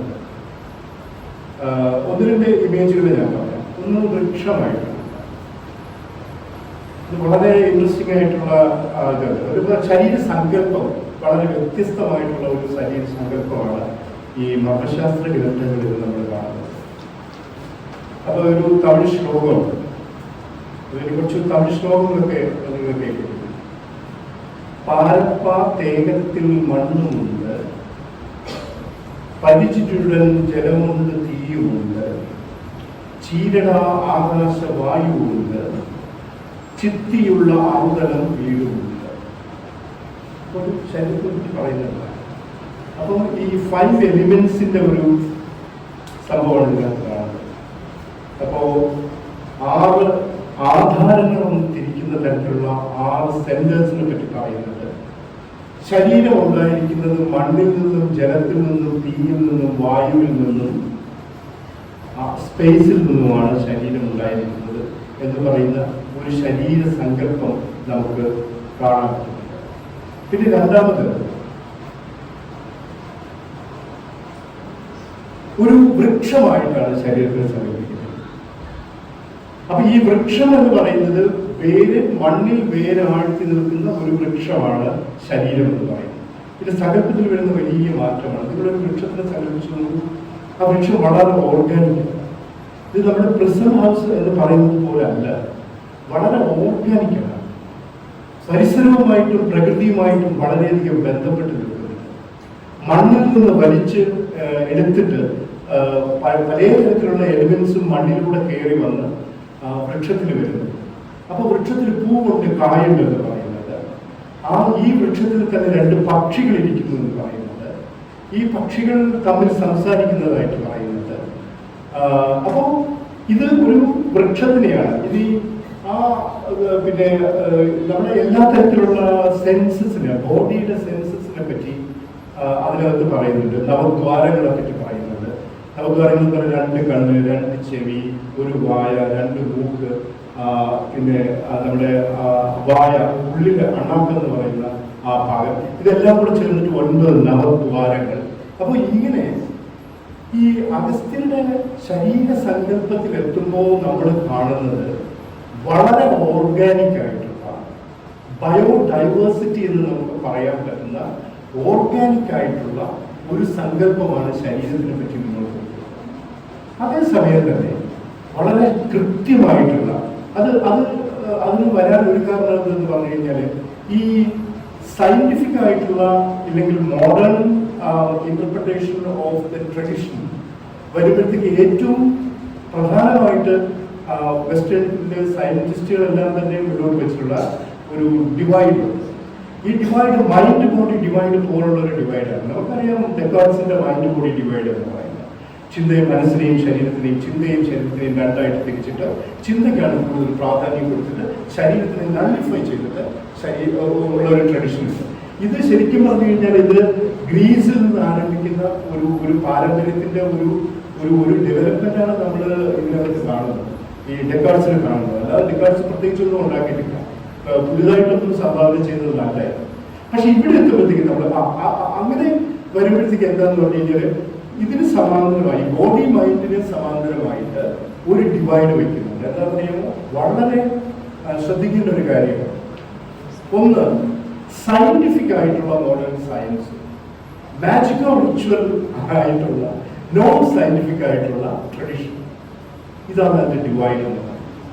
അപ്പൊ ഈ ഡിവൈഡ് ഞാൻ നേരത്തെ പറഞ്ഞ തരത്തിലുള്ള നമ്മുടെ മെത്തഡോളജിയിലും അതിൽ ഉപയോഗിക്കുന്ന വാക്കുകളിലും എല്ലാം തന്നെ നമ്മൾ വളരെ കെയർഫുൾ ആവേണ്ട ഒരു കാര്യമാണ്. അപ്പൊ അത് വെച്ച് നോക്കുകയാണെന്നുണ്ടെങ്കിൽ നിങ്ങൾക്ക് വേണമെങ്കിൽ പറയാം, ഈ ഏത് തരത്തിലുള്ള ഒരു നാടോടി അല്ലെങ്കിൽ ഒരു ട്രഡീഷണൽ ഹീലിംഗ് സിസ്റ്റവും ഒരു മാജിക്കൽ റിച്വലാണ്. അത് മാജിക്കാണ്, റിച്വലാണ്, അതിനകത്ത് ഒരു സയന്റിഫിക് ബേസ് ഇല്ല എന്ന് പറയാം. പക്ഷേ അത് വളരെയധികം നമ്മൾ ആവർത്തിക്കുന്ന ഒരു സാധനമാണ്. അതിന്റെ ഒരു ബേസിലാണ് നമ്മൾ ഈ കേരളത്തിൽ ഉണ്ടായിട്ടുള്ള എല്ലാ തരത്തിലുള്ള വെർണാക്കുലർ ഹീലിംഗ് സിസ്റ്റത്തിനെയും നമ്മൾ കണ്ടിട്ടുള്ളത് ഇതൊരു മാജിക്കോ റിച്വൽ പ്രാക്ടീസ് ആണ് എന്നുള്ളത്. അതിന് എനിക്ക് വളരെ ശക്തമായിട്ടുള്ള ഒരു വിയോജിപ്പുണ്ട്. അത് എന്തുകൊണ്ടാണ്? കാരണം അത് മർമ്മശാസ്ത്ര ഗ്രന്ഥങ്ങൾ നമ്മൾ നോക്കുന്നത് ശരീരത്തിനെ പറ്റി ഇത്രയും സൂക്ഷ്മമായിട്ടും ശരീരത്തിനെ പറ്റി ഇത്രയും ആധികാരികമായിട്ടുള്ള അറിവുകൾ അതിൽ ഉൾച്ചേർന്നിരിക്കുന്നു എന്നുള്ളതാണ്. ഞാൻ ഒന്ന് രണ്ട് ഉദാഹരണങ്ങൾ പറയാം. ഇത് വളരെ ഇൻട്രസ്റ്റിംഗ് ആയിട്ട് കാര്യമാണ്. അപ്പോൾ ഒന്ന്, ഈ മർമ്മ വിദ്യ അതിൻ്റെ ഉറവിടം എന്ന് പറയുന്നത് ശരിക്കും തെക്കൻ തിരുവിതാംകൂറിന്റെ കന്യാകുമാരി ജില്ലയിലാണ് ഇതിന്റെ ഏറ്റവും വളരെ പുരാതനമായിട്ടുള്ള ആർക്കിയോളജിക്കൽ എവിഡൻസ് കണ്ടെത്തിയിട്ടുള്ളത്. അപ്പോൾ ഈ ആയുർവേദത്തിൽ ചരകിന്റെയും ശുശ്രുതന്റെയും ഗ്രന്ഥങ്ങളിൽ മർമ്മത്തിനെ പറ്റിയുള്ള പരാമർശങ്ങളുള്ള അധ്യായങ്ങളുണ്ട് എന്നുള്ളതല്ലാതെ മർമ്മ സ്ഥാനങ്ങൾ ഒരു ഡയഗ്നോസിസിന്റെ ഭാഗമായിട്ടോ മർമ്മസ്ഥാനങ്ങളെ ഒരു ചികിത്സയുടെ ഭാഗമായിട്ടോ ആയുർവേദത്തിൽ എടുക്കുന്നില്ല. അതേസമയം മർമ്മശാസ്ത്ര ഗ്രന്ഥങ്ങളിൽ കാണുന്നത് 108 മർമ്മസ്ഥാനങ്ങളെ പറ്റി വിശദീകരിക്കുകയും ആ 108 മർമ്മസ്ഥാനങ്ങളിൽ ശരീരത്തിനും മനസ്സിനും ഉള്ള ബന്ധങ്ങളെ പറ്റി വിശദീകരിക്കുകയും അത് എങ്ങനെയാണ് ഒരു ചികിത്സാ പദ്ധതിയുമായി ബന്ധപ്പെടുത്തി അതിനൊരു പ്രാക്ടീസ്, ഒരു ക്ലിനിക്കൽ പ്രാക്ടീസ്, ഒരു പത്തോളജിക്കലായിട്ടുള്ള, പത്തോളജി എന്ന് പറഞ്ഞു കഴിഞ്ഞാൽ നമുക്ക് സിംറ്റംസ് ബേസ്ഡ് ആയിട്ട് നിങ്ങൾക്കറിയാം, ഒരു പത്തോളജിക്കലായിട്ടുള്ള ഒരു ബേസ് കൊടുത്തിട്ട് അതിനൊരു ക്ലിനിക്കൽ പ്രാക്ടീസ് ആക്കി മാറ്റുന്ന കാഴ്ചയാണ് നമ്മൾ കാണുന്നത്.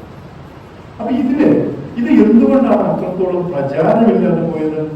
കാരണം ഇത് വളരെയധികം ശ്രദ്ധയോടുകൂടി കൈകാര്യം ചെയ്യേണ്ടതാണ്. കാരണം എന്താണ് മർമ്മം എന്ന് പറഞ്ഞു കഴിഞ്ഞാൽ വളരെയധികം ശരീരത്തിന് ഹാനികരമാകാവുന്ന ഒരു സ്ഥാനമാണ്. അതിന്റെ ഒരു തിയറിയിലേക്ക് ഒരു നിമിഷത്തിനകം ഞാൻ വരാം. പക്ഷെ മർമ്മം, അത് നമ്മളെല്ലാവരും കേട്ടില്ല, മർമ്മത്തിൽ അടിക്കുക, മർമ്മത്തിൽ അടിയേറ്റാൽ എന്ത് സംഭവിക്കും, മരിച്ചു വരെ പോകുന്നതൊക്കെ നമ്മൾ സാധാരണ പറയുന്ന ഒരു സാധനമുണ്ട്. അത് വളരെ കറക്റ്റാണ്. കാരണം 108 മർമ്മസ്ഥാനങ്ങളാണ് പറയുന്നത്.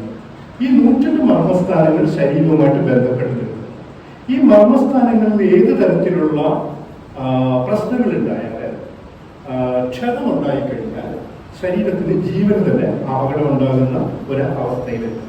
അപ്പോൾ സംഭവിക്കുന്നത് എന്താണ്? അപ്പോൾ അതെല്ലാവർക്കും പഠിക്കാൻ പറ്റില്ലല്ലോ.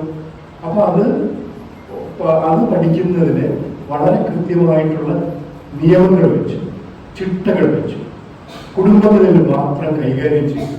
കുടുംബത്തിൽ നിന്ന് ഒരു ഫിസിഷ്യൻ,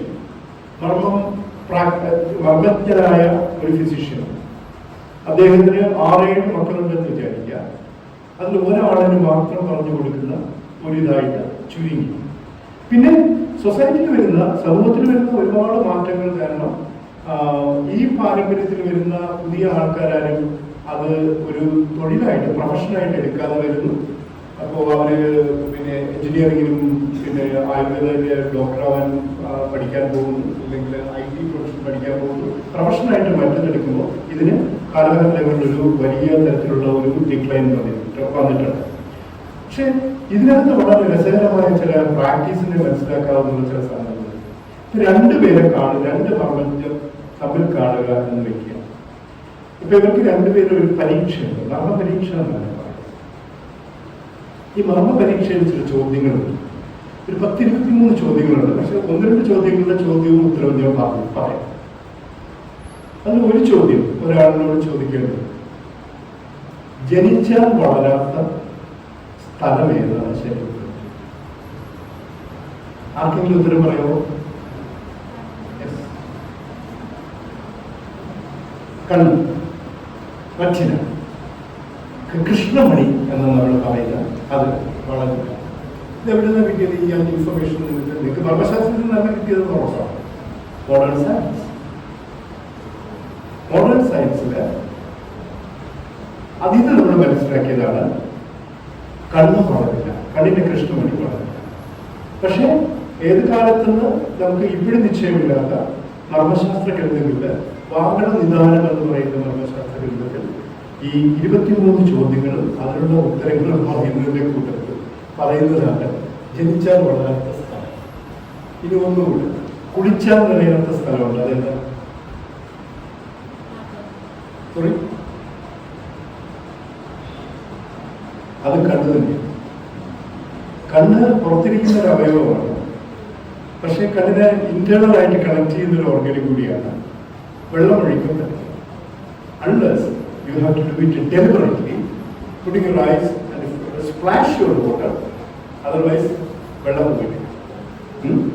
ഇങ്ങനെ ഒരുപാട് ഇത്തരം 23 ചോദ്യങ്ങൾ, ഈ 23 ചോദ്യങ്ങൾക്കുള്ള ഉത്തരവും ഇതിലൂടെ കടന്നു പോകുമ്പോൾ നമ്മൾ അത്ഭുതപ്പെടുന്ന ഒരു കാര്യം, ഒരു തരത്തിലുള്ള ഡയഗ്നോസ്റ്റിക് പ്രാക്ടീസും ഇല്ലാതിരുന്ന കാലത്ത് എങ്ങനെയാണ് നമുക്ക് ഇത്തരം കാര്യങ്ങളുടെ ശരീരത്തിനെ പറ്റിയുള്ള ഇത്തരം അവഗാഹമായിട്ടുള്ള ഒരു ജ്ഞാനം എങ്ങനെയാണ് ഈ ഗ്രന്ഥങ്ങളിൽ സ്വരൂപിച്ചിരുന്നത് എന്ന് നമുക്ക് മനസ്സിലാക്കാം. രണ്ടാമത്തെ കാര്യം, ഈ ശരീരത്തിന്റെ ഉൽപ്പത്തിയെ പറ്റിയുള്ള ഒരു ഡിസ്കഷൻ മനഃശാസ്ത്ര ഗ്രന്ഥങ്ങളിൽ വരുന്നുണ്ട്. ആ ശരീരത്തിന്റെ ഉൽപ്പത്തി, ജെനിസിസ് ഓഫ് ദ ബോഡി എന്ന് പറയുന്നത് തുടങ്ങുന്നത് യൂട്രസിൽ നിന്നാണ് തുടങ്ങുന്നത്. അതിന്റെ ഫീറ്റസിന്റെ ഗ്രോത്തിൽ നിന്നാണ് ഈ ഇതിന്റെ ജെനിസിസ് ഓഫ് ദ ബോഡിയെ പറ്റിയുള്ള ചർച്ച ചെയ്യുന്നത്. വളരെ അത്ഭുതപ്പെടുത്തുന്ന തരത്തിലാണ്, അത്ഭുതം എന്നുള്ള വാക്ക് അക്കാഡമിക്കലി ഉപയോഗിക്കാൻ പാടില്ല, sorry I am taking it back. പക്ഷെ വളരെ വളരെ സിസ്റ്റമാറ്റിക് ആയിട്ടാണ് അതിന്റെ ഒരു ഡിസ്കഷൻ നടക്കുന്നത്. അതെങ്ങനെയെന്ന് പറഞ്ഞു കഴിഞ്ഞാൽ അത് മോഡേൺ എംബ്രിയോളജിയുമായിട്ട് വളരെയധികം ബന്ധപ്പെടുന്ന തരത്തിലാണ് അതിന്റെ വിഭജനം നടക്കുന്നത്.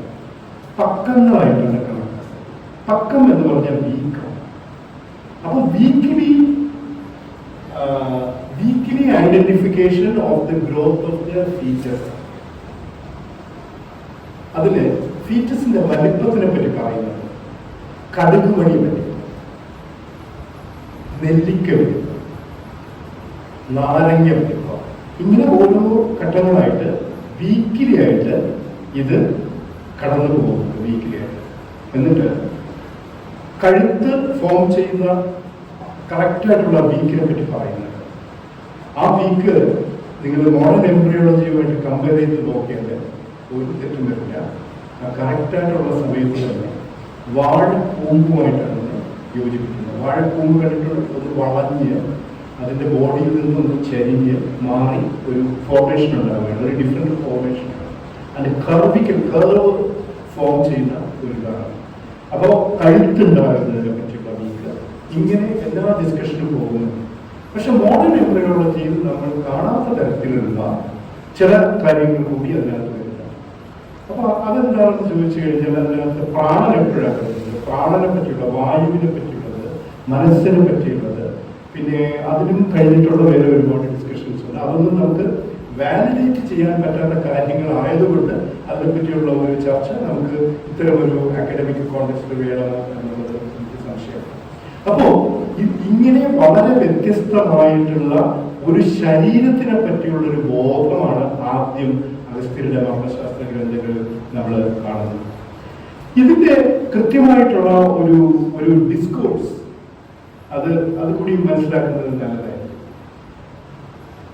ഇത് ഒരു ഗുരുശിഷ്യ സംവാദം പോലെയാണ് ഇത് ഉണ്ടായി വരുന്നത്. അത് ഏത് പഴയ ഗ്രന്ഥങ്ങളിലും കാണുന്നത് പോലെ ഒരു ഗുരു, ഒരു ടീച്ചർ സ്റ്റുഡന്റിനെ പഠിപ്പിക്കുന്ന തരത്തിലാണ് ഇതിന്റെ ഫോർമേഷൻ ഉണ്ടായിട്ടുള്ളത്. അതിന്റെ മേജറായിട്ടുള്ള ഡിസ്കഷൻസ് എല്ലാം നടക്കുന്നത് അങ്ങനെയാണ്. ഇപ്പൊ ആദ്യമായിട്ടൊരു ചോദ്യം ചോദിക്കുന്നത് എന്ന് പറയുന്നത്, എങ്ങനെയാണ് നിങ്ങൾ മനസ്സിലാക്കുന്നത്, അല്ലെങ്കിൽ നീ ആരാണ് എന്നുള്ളൊരു ചോദ്യമാണ് അത് ബേസിക്കായിട്ട് പറയുന്നത്, ചോദിക്കുന്നത്. അപ്പൊ അതിന് ഈ സ്റ്റുഡൻസ് എല്ലാം പറയുന്നുണ്ട്, ശരി, ഞാൻ ശരീരമാണ്, ശരീരമാണ് ഫിസിക്കലായിട്ടുള്ള സാധനമാണ്. അപ്പൊ ഈ ശരീരത്തിനെ നമുക്ക് പിന്നെ അത് ഞാൻ ശരീരമാണ് എന്നുള്ളതാണ് ആദ്യത്തെ ഒരു ഉത്തരം.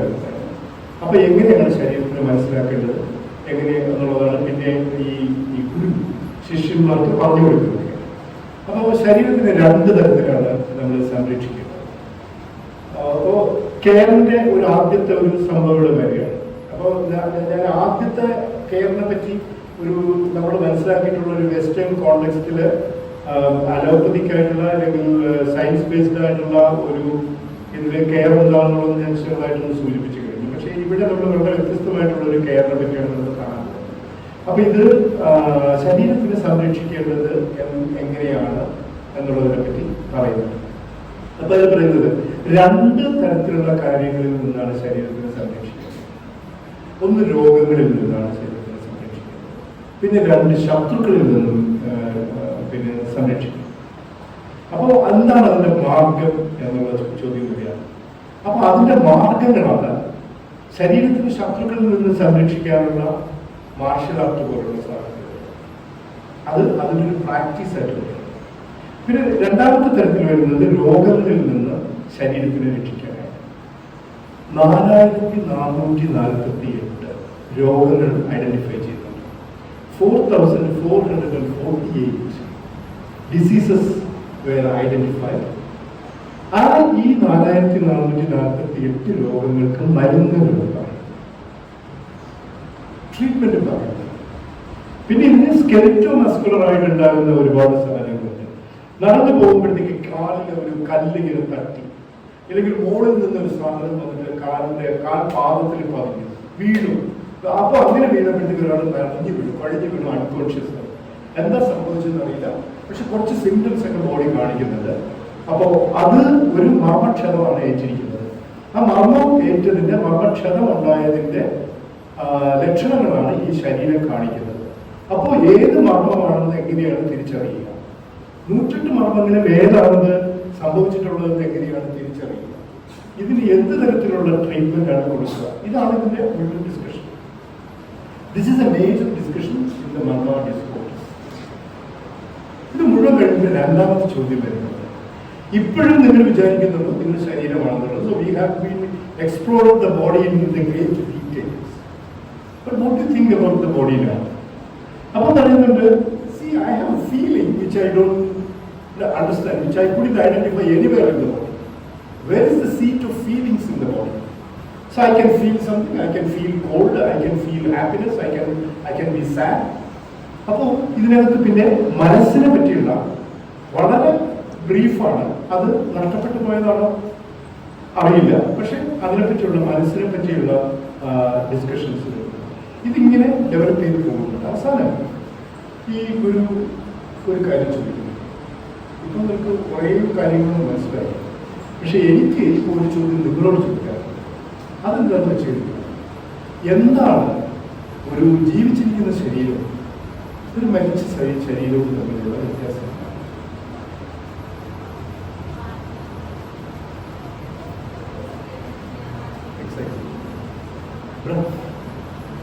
The body cannot breathe, but you are breathing. That body cannot breathe. അപ്പോൾ ചോദിക്കുന്നു, ഇത് ചോദിച്ചു വാങ്ങിച്ചതാണോ? അല്ല. ഇത് പോകുമ്പോൾ എന്തെങ്കിലും കൺട്രോളുണ്ടോ? കുറച്ച് കഴിഞ്ഞിട്ട് പോയാൽ മതി, എനിക്കൊരു ഒരാഴ്ചയും കൂടെ സമയം തരണം, ഇതിപ്പോൾ അങ്ങനെ പോകാൻ പറ്റില്ല. Can you make A decision? ഭക്ഷണം കഴിക്കേണ്ടത് എപ്പോഴാണെന്ന് വയ്ക്കാം, ഡോക്ടറെ കാണേണ്ടത് എപ്പോഴാണെന്ന് നമുക്ക് തീരുമാനിക്കാം. വേറെ എല്ലാ കാര്യങ്ങളും ഒരു തീരുമാനം നമുക്ക് ഉണ്ടാക്കാം. നമ്മളെ സംബന്ധിക്കുന്നതും സമൂഹത്തിന് നിങ്ങളുമായി ബന്ധപ്പെട്ട് നിൽക്കുന്ന സമൂഹത്തിന് സംബന്ധിക്കുന്നതുമായിട്ടുള്ള എല്ലാ കാര്യങ്ങളെ പറ്റിയും നമുക്കൊരു ഡിസിഷൻ ഉണ്ടാക്കാം. ഡിലേ ചെയ്യാം, ഏർലിയാക്കാം. ഇത് ഡിലേ ചെയ്യാൻ ഏർലിയാക്കാനും പറ്റുന്ന ഒരു കാര്യം, ചോദിച്ചു വാങ്ങിക്കാത്തതും പോകുമ്പോൾ നമുക്ക് കൺട്രോൾ ഇല്ലാത്തതുമായിട്ടുള്ള ഒരൊറ്റ കാര്യം ആണ്. അപ്പോ ഈ ആൾക്കാർ ചോദിക്കുന്നത്, ഈ സ്റ്റുഡൻസ് ചോദിക്കുന്നത്, oh my beloved teacher, tell me more about. ഏറ്റവും കൂടുതൽ പറയേണ്ട ആ കാര്യം വളരെ ഷോർട്ടായിട്ട് മാത്രമേ പറഞ്ഞിട്ടുള്ളൂ. ഇത് അപ്പോ അത് പറയുന്നുണ്ട്, ഈ പ്രാണനെ അതിന്റെ ഒരു വാക്ക് മാത്രമാണ് പറയുന്നത്. കാരികകൾ എന്ന് പറയുന്നത് പോലെ തമിഴിൽ പാടലുകൾ എന്ന് പറയുന്ന തരത്തിലാണ്, പാടലുകളാണ്. അപ്പൊ ഈ പാടലുകളിൽ പറയുന്ന പലതരം പാടലുകളുണ്ട്. അതിൽ അദ്ദേഹം പറയുന്നത് പ്രാണൻ തങ്കുവതുക്ക് വീട് എന്ന് പറയുന്നു. ഇവിടെ പ്ലാറ്റോയുടെ പ്രിസൺ ഹൗസ് നമ്മൾ കൊണ്ടുവരിക. അഗസ്ത്യന് പറഞ്ഞ ശരീരത്തിനെ പറ്റി പറഞ്ഞ ആ ഒരു ദർശനം നമ്മൾ മുന്നോട്ട് കൊണ്ടുവരിക. അപ്പോൾ നമുക്ക് കൃത്യമായിട്ട് മനസ്സിലാകുന്നത് ഒരു കാര്യം, വളരെ സങ്കീർണമായിട്ടുള്ള, നമുക്ക് ഇന്നും നമ്മൾ ഡെസിഫർ ചെയ്യുകയോ വാലിഡേറ്റ് ചെയ്യുകയോ ചെയ്യാത്ത ഒട്ടനവധി ഒരു അറിവുകളുടെ, ഇതൊക്കെ തന്നെ വളരെ ശാസ്ത്രീയമായിട്ടുള്ള അറിവുകളാണ്. ഞാൻ 1-2 സൂചനകൾ ഞാൻ നിങ്ങൾക്ക് തന്നിരുന്നു. കൃഷ്ണമണിയെ പറ്റിയുള്ളത്, ഫീച്ചസിന്റെ വളർച്ചയെ പറ്റിയുള്ളത്, ഇതൊക്കെ തന്നെ. അപ്പോൾ നമ്മൾ നേരത്തെ പറഞ്ഞ തരത്തിലുള്ള നോൺ സയന്റിഫിക്കും മാജിക്കോ റിച്വലുമായിട്ടുള്ള ഒരു സമ്പ്രദായമാണ് എന്ന് നമ്മൾ പറയുന്ന ഈ വെർനാക്കുലറായിട്ടുള്ള ട്രഡീഷൻസിനകത്ത് കിടക്കുന്നത് വളരെ ശാസ്ത്രീയമായിട്ടുള്ള ചില കണ്ടെത്തലുകളാണ്. ആ കണ്ടെത്തലുകളിൽ അവസാനം വരുന്നത് ഈ പറയുന്ന തരത്തിലുള്ള പ്രാണൻ തങ്കുവതിക്ക് വീടാണ്. അവിടെ എത്തുമ്പോൾ ആസ് എ റിസർച്ചർ ഞാൻ എല്ലാം തന്നെ ഒന്നുകൂടി തിരിച്ച് വായിക്കാൻ ശ്രമിക്കും. അപ്പോൾ എനിക്ക് തോന്നിയിട്ടുള്ള ഒരു കാര്യം, ഇത് വളരെ പ്രചാരത്തിലുള്ളതല്ല ഈ മർമ്മശാസ്ത്ര ഗ്രന്ഥങ്ങളൊക്കെ തന്നെ. കുറച്ചൊക്കെ ട്രാൻസ്ലേറ്റ് ചെയ്തിട്ടുണ്ട് മോഡേൺ ലാംഗ്വേജിലേക്ക്. 23 ഗ്രന്ഥങ്ങളാണ് അഗസ്ത്യന്റെ പേരിൽ പറഞ്ഞിട്ടുള്ളത്. ഈ 23 ഗ്രന്ഥങ്ങൾ കണ്ടിട്ടുണ്ട് ഞാൻ. അത് എനിക്ക് ആക്സസിബിൾ ആണ്, ഞാൻ വായിച്ചിട്ടുണ്ട്. ഞാൻ അതിൽ വർക്ക് ചെയ്തുകൊണ്ടിരിക്കുന്ന ഒരാളാണ്. ഇതില് അതെ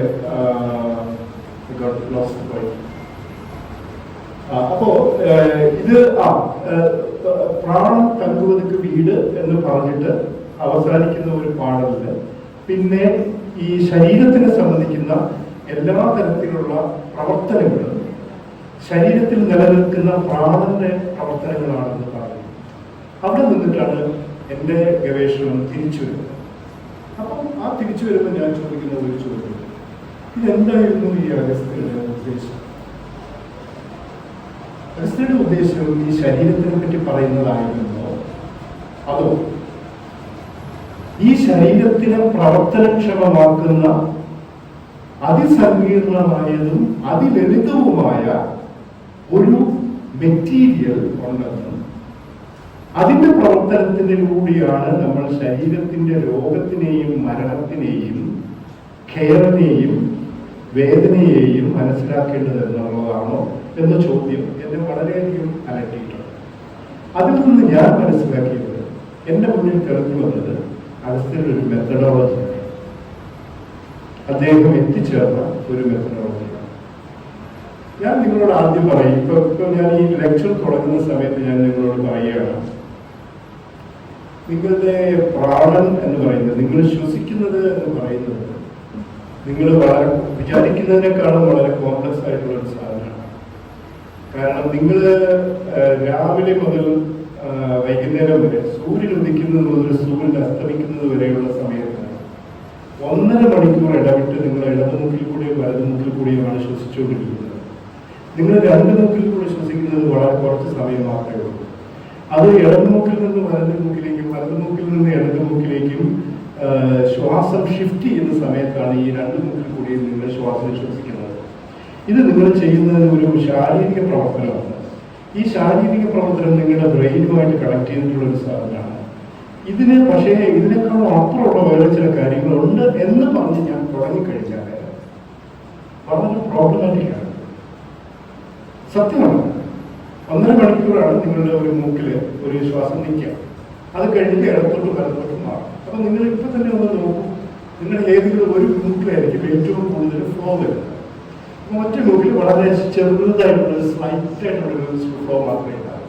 കുറച്ച് കഴിഞ്ഞിട്ട് ഇപ്പുറത്തേക്ക് മാറും. ഇത് ഇങ്ങനെ തുടങ്ങുന്ന ഈ അഗസ്ത്യർ എവിടെയാണോ പറഞ്ഞ് അവസാനിപ്പിച്ചത്, അധികം പറയാതെ എവിടെയാണോ പറഞ്ഞ് അവസാനിപ്പിച്ചത്, അവിടേക്ക് എത്താനുള്ള ഒരു മെത്തഡോളജിക്കലായിട്ടുള്ള ഒരു എക്സ്പ്ലോറേഷൻ ആണ് മർമ്മശാസ്ത്ര ഗ്രന്ഥങ്ങളിൽ ശരീരത്തിനെ പറ്റിയുള്ള വളരെ വിശദമായിട്ടുള്ള ചർച്ചകളിലൂടെ അദ്ദേഹം അവതരിപ്പിക്കുന്നു. അത് ശരീരത്തിന്റെ ശാസ്ത്രീയമായി ശരീരത്തിനെ അവതരിപ്പിക്കുകയും മർമ്മസ്ഥാനങ്ങളിൽ വായു തടഞ്ഞു നിൽക്കുന്ന സ്ഥലങ്ങളാണെന്നും മർമ്മത്തിന് ക്ഷതമുണ്ടാകുമ്പോൾ സംഭവിക്കുന്നത് വായുവിന്റെ പ്രവാഹത്തിന് ക്ഷതം സംഭവിക്കുകയാണെന്നും അത് ശരീരത്തിന് വളരെയധികം പ്രശ്നങ്ങൾ ഉണ്ടാക്കുമെന്നും അങ്ങനെ ഉണ്ടാക്കി കഴിഞ്ഞാൽ ഇത് മാറ്റിയെടുക്കാൻ പറ്റുമെന്നും ഒക്കെ പറഞ്ഞിട്ട് ഇത് നമുക്ക് കൈപ്പിടിയിൽ നിൽക്കാതെ പോകുന്ന ഒരു സാധനമാണ്. അപ്പോൾ അതിൽ സൂക്ഷിക്കണം. അപ്പോൾ കേരളം എന്ന് പറയുന്ന ഒരു വലിയ സങ്കല്പത്തിനെ അഗസ്ത്യർ അവതരിപ്പിക്കുന്നത് ഇങ്ങനെയാണ്. Care for what? ഇവിടെ കെയർ എന്ന് പറയുന്നത് ഒരു കറക്റ്റീവ് പ്രാക്ടീസ് ആണ്. എന്താണ് കറക്റ്റീവ് പ്രാക്ടീസ്? അതുകൂടി മനസ്സിലാക്കുമ്പോഴത്തേക്കാണ് ഈ വെർനാക്കുലർ മെഡിക്കൽ ട്രഡീഷൻസിൽ കിടക്കുന്ന ശരീര സങ്കല്പത്തിനെയും രോഗത്തിനെ പറ്റിയുള്ള സങ്കല്പത്തിനെ പറ്റിയുള്ള വളരെ വിപുലമായിട്ടുള്ള ഒരു അറിവ് നമുക്കുണ്ടാക്കണം. ഇവിടെ കെയർ എന്ന് പറയുന്നത് പ്രാണനെ കെയർ ചെയ്യുക എന്നുള്ളതാണ്. ഈ പ്രാണനെ എങ്ങനെ കെയർ ചെയ്യും എന്നുള്ളതിനെ പറ്റി അഗസ്ത്യന് അഗസ്ത്യരുടെ ജ്ഞാന പദ്ധതിയിലുണ്ട്. അത് പുസ്തകത്തിൽ എഴുതി വയ്ക്കാതെ അദ്ദേഹം പറയുന്നത് ഗുരുവിൽ നിന്ന് മനസ്സിലാക്കാൻ പറയുന്നത്. ഇത് പഠിപ്പിച്ചു തരാൻ കഴിവുള്ള ഒരു ആളിനുണ്ട്, പഠിച്ചു മനസ്സിലാക്കുക എന്നാണ്. ഇതിനെ പലതരത്തിലുള്ള പേരുകൾ ഉപയോഗിക്കുന്നുണ്ട്. ശിവയോഗം എന്ന് പറയുന്നത്, അതായത് ശിവൻ എന്ന് പറയുന്ന എപ്പിറ്റോമിനെ അല്ലെങ്കിൽ അതിന്റെ ഒരു ഇമേജിനെ മർമ്മശാസ്ത്ര ഗ്രന്ഥങ്ങളിൽ അവതരിപ്പിക്കുന്നത് വളരെ വ്യത്യസ്തമായിട്ടുള്ള ഒരു രീതിയിലാണ്. ശിവൻ ഒരു ദൈവം എന്നുള്ള നിലയിൽ അങ്ങനെ അല്ല, വൈദ്യൻ എന്നുള്ള നിലയിലാണ്. അത് മഹാവൈദ്യൻ എന്നാണ്.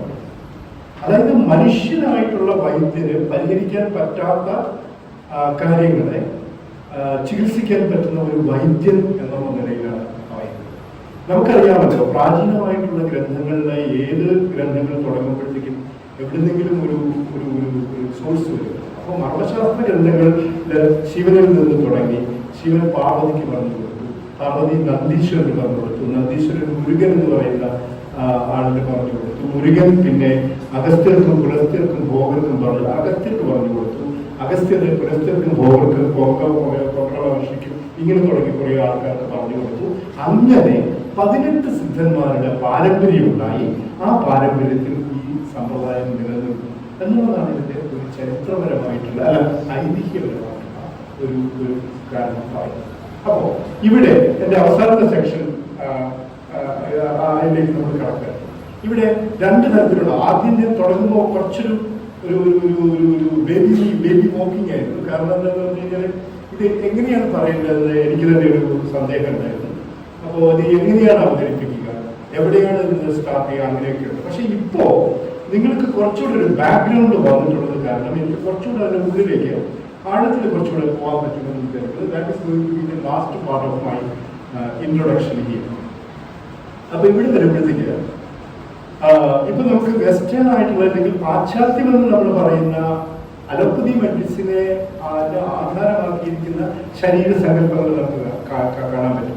ഇപ്പോൾ ഡെക്കോൾസിന്റെ പിന്നെ ഒരു ശരീര സങ്കല്പം എന്ന് പറയുന്നത് ഒരു മെഷീൻ എന്നുള്ള തരത്തിലുള്ളതാണ്, മാനിന്റെ മെഷീൻ എന്നാണ്. കാരണം ശരീരം ഒരു ഉപകരണമാണ്.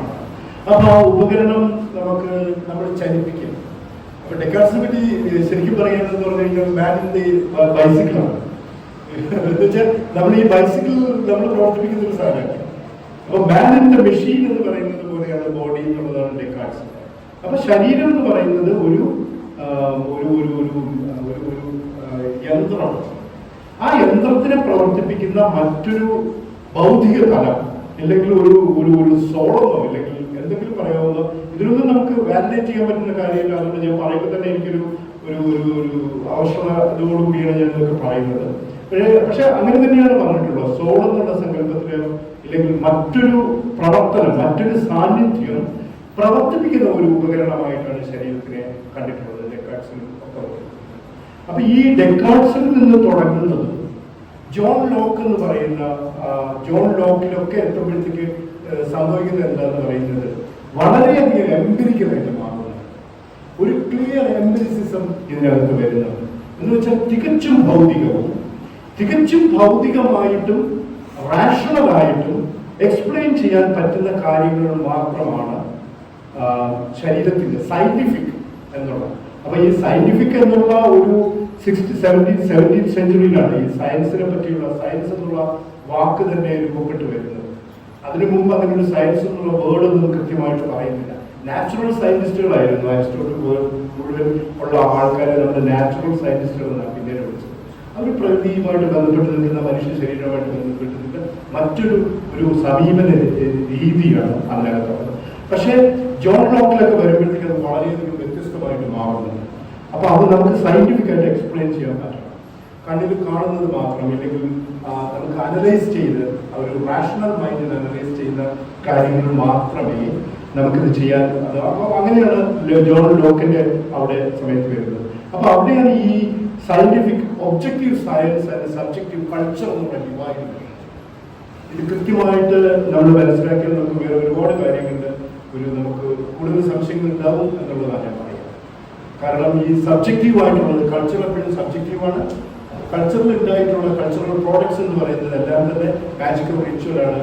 അതിന് സബ്ജക്റ്റീവ് ആയിട്ടുള്ള ഒരു ഡയമെൻഷൻ ആണ്.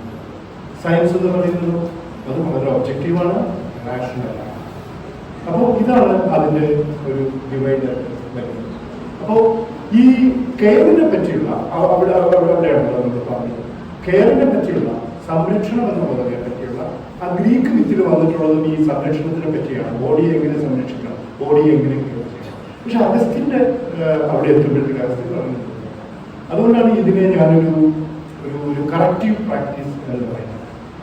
അപ്പോൾ ഇവിടെ കെയർ എന്ന് പറയുന്നത് മറ്റൊരാൾ നിങ്ങളുടെ ശരീരത്തിൽ ചെയ്യുന്ന കാര്യമാണ്.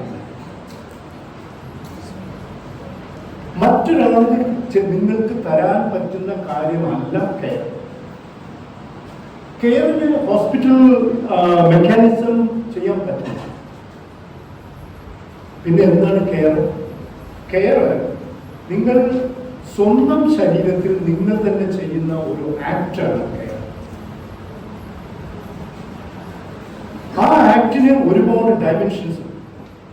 ഇപ്പൊ ഞാൻ നേരത്തെ പറഞ്ഞു care for your breathing, care for your body എന്ന് പറയുമ്പോൾ കെയർ ഫോർ യുവർ ബ്രത്ത്, പ്രാണനെ സംരക്ഷിക്കും, പ്രാണനെ അധിഷ്ഠിതമായിട്ടുള്ള ഒരു അറിവ്. അപ്പോൾ അതിനെ കെയർ ചെയ്യുക, ഭക്ഷണക്രമങ്ങളിൽ കെയർ ചെയ്യുക, ദിനചര്യയെ കെയർ ചെയ്യുക.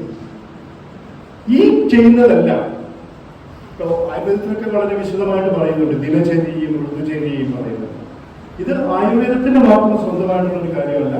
ആയുർവേദത്തിൽ ഇത് വളരെ നാടോടിയും നാടനും ആയിട്ടുള്ള നാട്ടുവൈദ്യങ്ങളിൽ നിന്നും വെർണാക്കുലമായിട്ടുള്ള ഇതിൽ നിന്നും രൂപപ്പെട്ടു വരുന്ന ഒരു സാധനമാണ് നമ്മൾ ഈ ആയുർവേദത്തിൽ വളരെ എസ്റ്റാബ്ലിഷ്ഡ് ആയിട്ട് കാണുന്നത്. അപ്പൊ അതിനകത്ത് പറയുന്ന ഒരു സാധനം എന്താണെന്ന് പറഞ്ഞു കഴിഞ്ഞാൽ നിങ്ങൾ ദിനചര്യ ചെയ്യുക. കെയർ ചെയ്യുക എന്നുള്ളൊരു വാചകം പറയുന്നില്ല. നിങ്ങൾ ദിനചര്യ കറക്റ്റായിട്ട് ചെയ്യുക, ഋതുചര്യ കറക്റ്റായിട്ട് ചെയ്യുക. അപ്പൊ ഈ ദിനചര്യയും ഋതുചര്യയും ചെയ്യുമ്പോഴത്തേക്ക് എന്താണ് ഉണ്ടാകുന്നത്? നിങ്ങൾ നിങ്ങളുടെ ശരീരത്തിനെ കെയർ ചെയ്യുക. പിന്നെ അത് കഴിഞ്ഞിട്ട് ആയുർവേദത്തിൽ ഒന്നുമില്ലാത്തതും അർത്ഥശാസ്ത്ര ഗ്രന്ഥങ്ങളിലും അതുമായിട്ട് ബന്ധപ്പെട്ട് വരുന്ന ചിന്താമണി വൈദ്യമെന്നും സിദ്ധവൈദ്യമെന്നും ഒക്കെ പറയുന്ന സമ്പ്രദായങ്ങളിൽ തമിഴ് പ്രമാണങ്ങളിൽ മാത്രം അറിയപ്പെടുന്നതുമായിട്ടുള്ള പ്രാണനെ സംബന്ധിക്കുന്ന ചില ചര്യകൾ. അപ്പോൾ ഇത് ചെയ്യുന്നതിലൂടെ ഇതിനെ കൃത്യമായി പരിപാലിക്കുന്നതിലൂടെ നിങ്ങൾ നിങ്ങളുടെ ശരീരത്തിനെ കറക്റ്റ് ചെയ്തെടുക്കുക. ഇതെങ്ങനെയാണ് കറക്റ്റീവ് പ്രാക്ടീസ് ആവുന്നത് എന്നുള്ളത് ഒന്നുകൂടി വിശദമാണ്. അതായത് മനുഷ്യൻ according to these discussions, the discourse of Mother Shastra, every human body is born with diseases. കാരണം ആ ഡിസീസസ് നമ്മുടെ ഉള്ളിലുള്ളതാണ്, പുറത്തുനിന്ന് വരുന്നതുകൊണ്ട്. പക്ഷേ ഈ ത്രിദോഷ സമ്പ്രദായം ഒക്കെ നിങ്ങൾക്ക് അറിയാവുന്നതാണ്. വാദപിത്ത കഫങ്ങളെ അടിസ്ഥാനപ്പെടുത്തിയുള്ള 3 തരം ശരീര പ്രകൃതികളുണ്ട്. അതിനെ തമിഴ് പ്രമാണത്തിൽ പറയുന്നത് മുക്കുറ്റം എന്നാണ്. സംസ്കൃതത്തിൽ ത്രിദോഷം എന്ന് പറയും, തമിഴിൽ അതിന് മുക്കുറ്റം.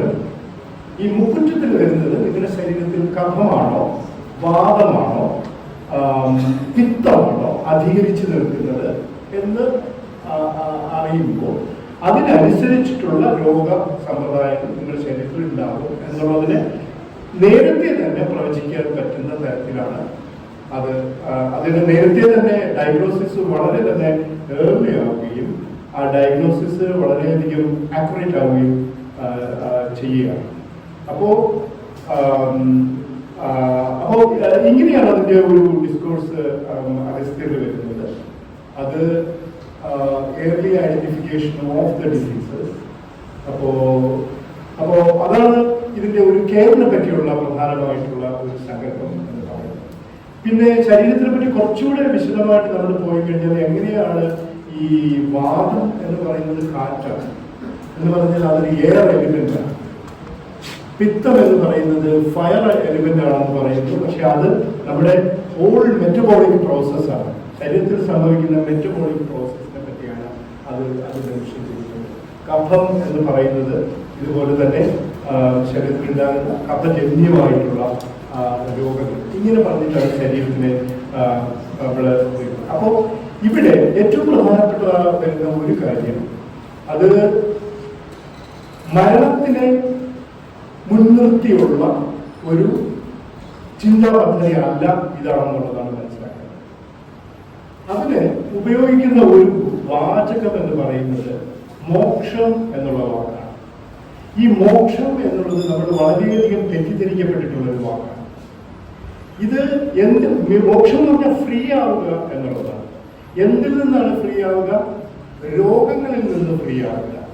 എല്ലാ തരത്തിലുള്ള രോഗകാരണങ്ങളായിട്ട് വരുന്ന ശരീരത്തിന്റെ ബുദ്ധിമുട്ടുകളിൽ നിന്ന് വിടുതലുണ്ടാകുക, ഇല്ലെങ്കിൽ അതിൽ നിന്ന് ഒരു ഒരു ഒരു ഒരു ഒരു എന്താ ഒരു വിടുതലുണ്ടാകുക. അതിനെയാണ് ശരിക്കും ഈ ഒരു സങ്കല്പത്തിൽ പറയുന്നത്. അപ്പോൾ അങ്ങനെ നോക്കുമ്പോൾ അഗസ്ത്യരുടെ ഇല്ലെങ്കിൽ നമ്മുടെ മർമ്മശാസ്ത്ര ഗ്രന്ഥങ്ങളിൽ കാണുന്ന ശരീരത്തിന്റെ സങ്കല്പമോ ശരീരത്തിന്റെ ധർമ്മമോ ശരീരത്തിനെ പരിപാലിക്കുന്ന നമ്മുടെ ധർമ്മമോ തികച്ചും വ്യത്യസ്തമായിട്ടുള്ളതാണ്. അത് ഇത്തരത്തിലുള്ള മോക്ഷത്തിൻ്റെതാണെന്ന് പറയാം. ഇവിടെ മോക്ഷം എന്നുള്ളതിന് ഒരു തരത്തിലും ഒരു ഒരു ഒരു ഒരു എന്താണ് മതപരമായിട്ടുള്ള ഒരു അർത്ഥം ഇതിനകത്ത് വരുന്നില്ല. ശരിക്കും ശരീരബന്ധിതമായിട്ടുള്ള. ഇതുപോലെ വളരെ രസകരമായിട്ടുള്ള വേറൊരു കാര്യം, ബ്രഹ്മസൂത്ര നിദാനം എന്ന് പറഞ്ഞ 4 പേജുള്ള ഒരു ഒരു ഒരു പുസ്തകം, 4 പേജുകളെ അത് അഗസ്ത്യരുടെ ഒരു പുസ്തകമാണ്. അതിനകത്ത് അദ്ദേഹം ബ്രഹ്മം എന്ന് പറയുന്നത് എന്താണെന്ന് പറയുന്നത്. അപ്പൊ നിങ്ങൾക്ക് ഒരു കാര്യം ആലോചിച്ചാൽ അറിയാം, നമ്മുടെ ഏറ്റവും വലിയ പ്രശ്നം ഉണ്ടായിട്ടുള്ളത് ബ്രഹ്മവാദത്തിനെ പറ്റിയുള്ള ഒരുപാട് ചർച്ചകൾ നടന്ന ഒരു കാലം നമുക്ക് അറിയാം. അതിപ്പോഴും ഉണ്ട്. ശങ്കരന്റെ മായാവാദവും ബ്രഹ്മവാദവും ഒക്കെ എങ്ങനെയാണ് പൊളിറ്റിക്കലായിട്ട് ഇതിനെ ഭാരതീയ സമൂഹത്തിൽ പ്രവർത്തിച്ചിട്ടുള്ളതെന്നും അത് എങ്ങനെയാണ് ഈ ക്ലാസിഫിക്കേഷൻസും മാർജിനലൈസേഷൻ എങ്ങനെയാണ് പൊളിറ്റിക്കലായിട്ട് അത് ഓപ്പറേറ്റ് ചെയ്തിട്ടുള്ളത് എന്നുള്ളതിനെ പറ്റിയിട്ടുള്ള വളരെ ചിന്തകളൊക്കെ ഉണ്ട്. പക്ഷെ അഗസ്ത്യനെ സംബന്ധിച്ചിടത്തോളം ബ്രഹ്മം എന്ന് പറയുന്ന ഒരു ശരീരസ്ഥാനം, ഇറ്റ് ഈസ് ഒരു പോയിന്റാണ്. ശരീരത്തിന്റെ ഒരു സ്ഥാനത്തിനെയാണ് അദ്ദേഹം ബ്രഹ്മം എന്നുള്ള വാക്ക് പറയുന്നത്. അപ്പൊ ഇവിടെ നമ്മൾ മനസ്സിലാക്കേണ്ടത് ഏറ്റവും കൂടുതൽ മിസ്റ്റിഫൈ ചെയ്തിട്ടുള്ള പലതരത്തിലുള്ള തിയോളജിക്കലായിട്ടുള്ള കൺസ്ട്രക്ഷൻസിനെ കർമ്മശാസ്ത്രത്തിൽ നമ്മൾ എത്തുമ്പോൾ കാണുന്നത് തികച്ചും മെറ്റീരിയൽ ആയിട്ടുള്ള ശരീരബന്ധിതമായിട്ടുള്ള ഒരു പത്തോളജിക്കലായിട്ടുള്ള ഒരു അപ്രോച്ചിനെയാണ് നമ്മൾ കാണുന്നത്. അപ്പൊ ഇതിനകത്ത് ശരിക്കും വൈദ്യശാസ്ത്രമുണ്ട്.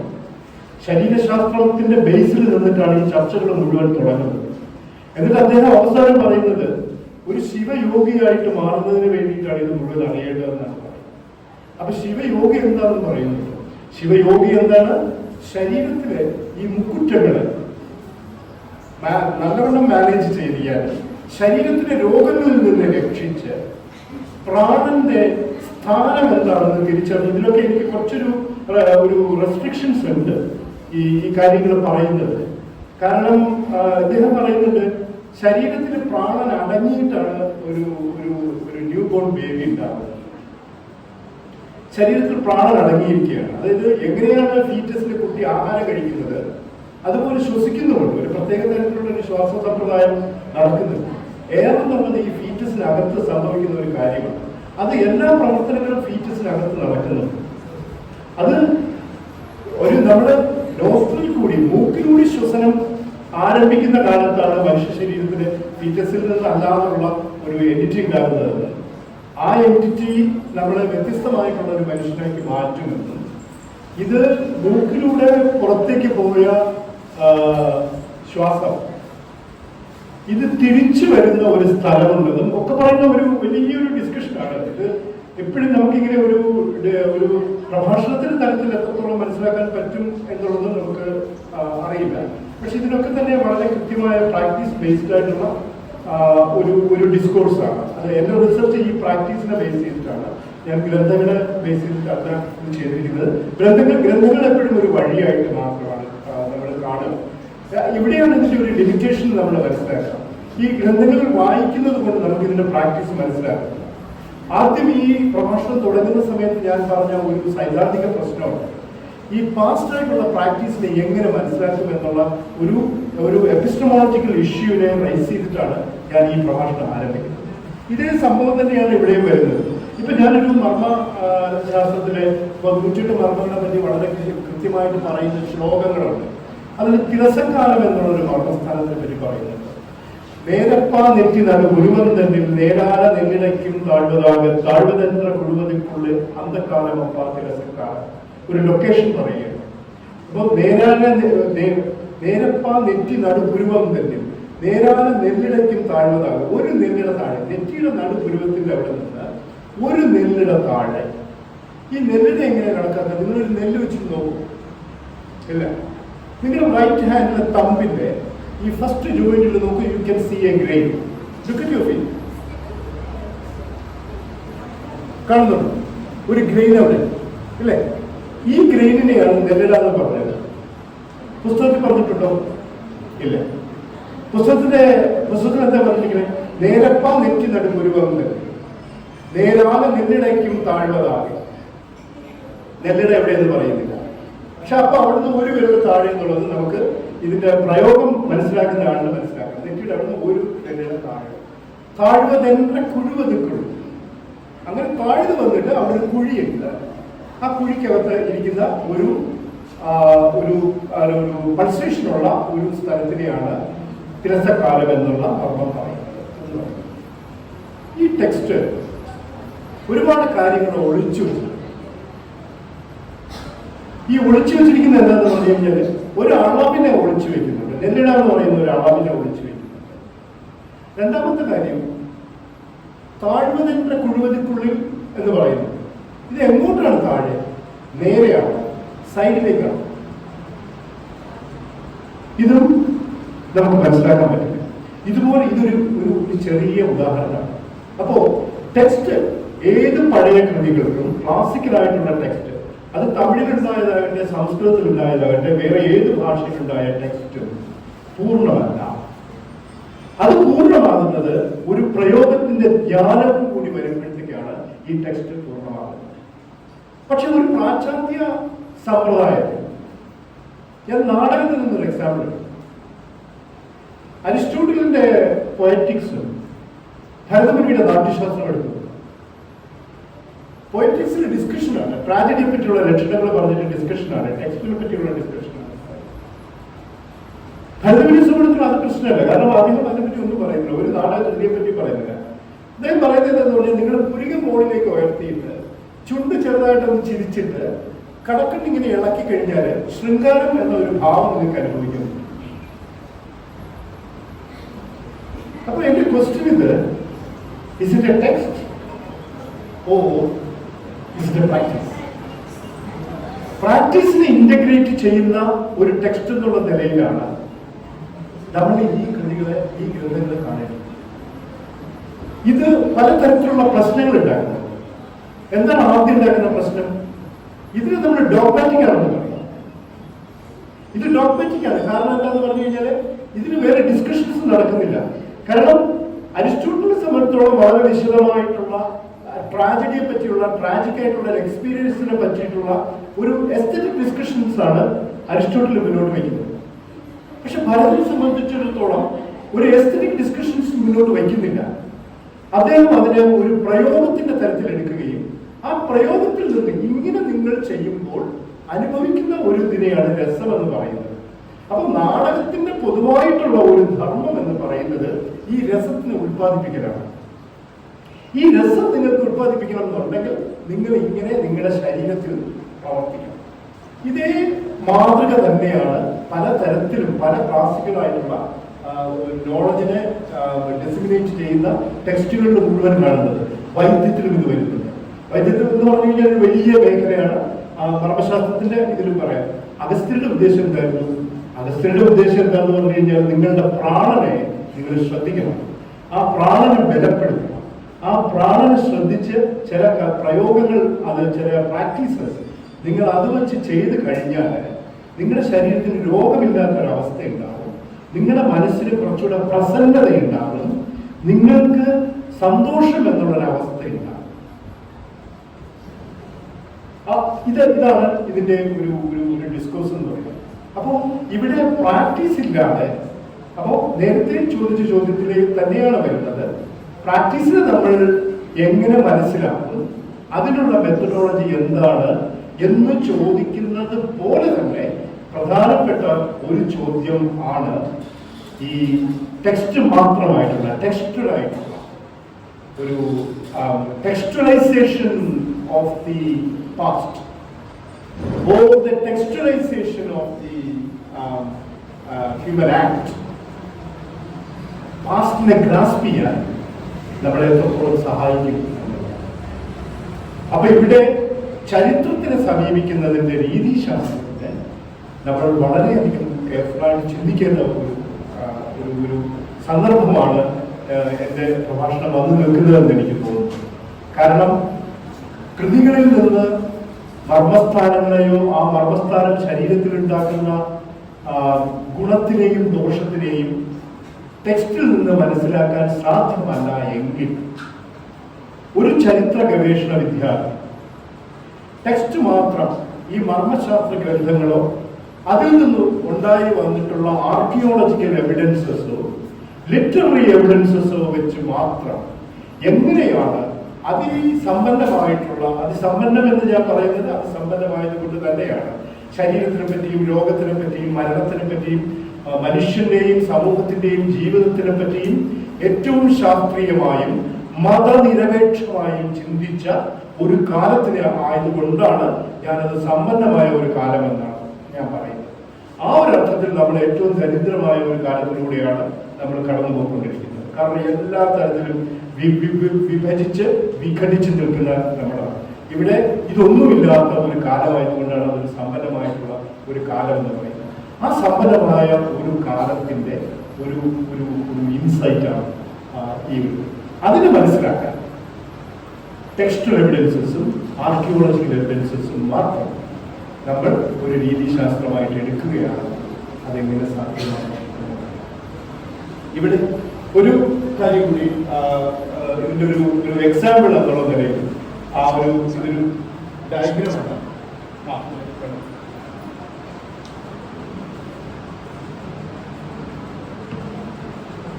ഇത് എല്ലാവർക്കും കാണാം. ശരി, ഇത് എന്താണെന്ന് എന്തെങ്കിലും ഒരു ധാരണയുണ്ട്? Any clue? അതായത് ഇതൊരു ചക്രമാണ്, ഒരു 8, ഇതൊരു രഥചക്രം പോലത്തെ ഒരു ചക്രമാണ്. ഇതിൽ 8 തരത്തിലുള്ള സ്പോക്ക് ഉണ്ട്, കാലുകൾ. ആ കാലുകളിൽ നമ്മൾ നോക്കുമ്പോൾ കാണുന്നത് എന്താന്ന് പറഞ്ഞു കഴിഞ്ഞാൽ ഒരു മൂവ്മെന്റ്, ജസ്റ്റ് ഓപ്പോസിറ്റ് ആയിട്ടുള്ള മൂവ്മെന്റ്സ് പോകുന്നുണ്ട്. ഒന്ന് ഒരു സൈഡിലേക്ക് പോകുന്നു, അത് നേരെ തിരിച്ച് വേറൊരു ഡയറക്ഷനിലേക്ക് തിരിച്ചു വരുന്നുണ്ട്. അപ്പൊ ഇങ്ങനെ ഒരു ബൈപോളർ ആയിട്ടുള്ള മൂവ്മെന്റ്സ് സംഭവിച്ചു കൊണ്ടിരിക്കുന്ന 8 സ്പോക്കുള്ള ഒരു ചക്രമാണ് നിങ്ങളുടെ മുന്നിൽ കാണുന്നത്. പിന്നെ അതിനകത്ത് കാണുന്ന ന്യൂമറിക്കൽ ലെറ്റേഴ്സ് 1, 2, 3, 4 എന്ന് തുടങ്ങിയിട്ട് 8 വരെ 8 ന്യൂമറിക്കൽ ലെറ്റേഴ്സ്. ഈ ന്യൂമറിക്കൽ ലെറ്റേഴ്സ് ഒരു തരത്തിലുള്ള മൂവ്മെന്റിനെ കാണിക്കുന്നു, ഒരു പ്രോഗ്രസീവ് ആയിട്ടുള്ള ഒരു സാധനം കാണിക്കുന്നു. 1-ൽ നിന്ന് 2-ലേക്കും പിന്നെ 3-ലേക്കും 4-ലേക്കും പോകുന്ന ഒരു പ്രോഗ്രഷനെ പറ്റിയുള്ള ഒരു ഇത് കാണിക്കുന്നു. Any clue of what it is?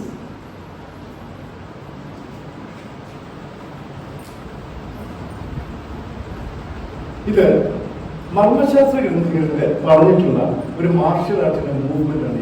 Movement representation. ഇത് തന്നെ ഇതൊരു റെപ്രസെന്റേഷൻ ആയിട്ടുള്ള ഒരു സാധനമാണ്.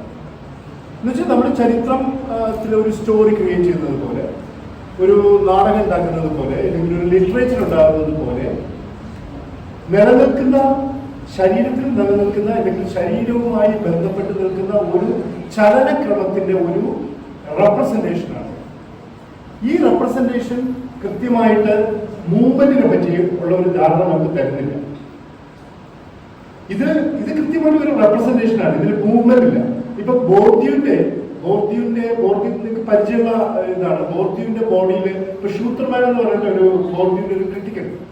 ഇപ്പൊ ബോർദ്യുവിന്റെ ഇതില് പിന്നെ ഹാബിറ്റസിനെ പറ്റിയും ഇല്ലെങ്കിൽ ഇതിനെ പറ്റിയുള്ള വളരെ ഡിസ്കഷൻസ് നടക്കുന്നുണ്ട്. അപ്പോ ബോർദ്യുവിന്റെ ലിറ്ററേച്ചറിന്റെ മുഴുവൻ തിങ്കിങ്ങിൽ മുഴുവൻ വരുന്നത് ശരീരമാണ്. പക്ഷെ ഷൂട്ടർമാൻ പിന്നെ ബോർഡിനെ ക്രിട്ടിസൈസ് ചെയ്യുമ്പോഴത്തേക്ക് പറയുന്നത് എന്താന്ന് പറഞ്ഞു കഴിഞ്ഞാൽ there's a body in everywhere in Bourdieu's literature, but that body doesn't move.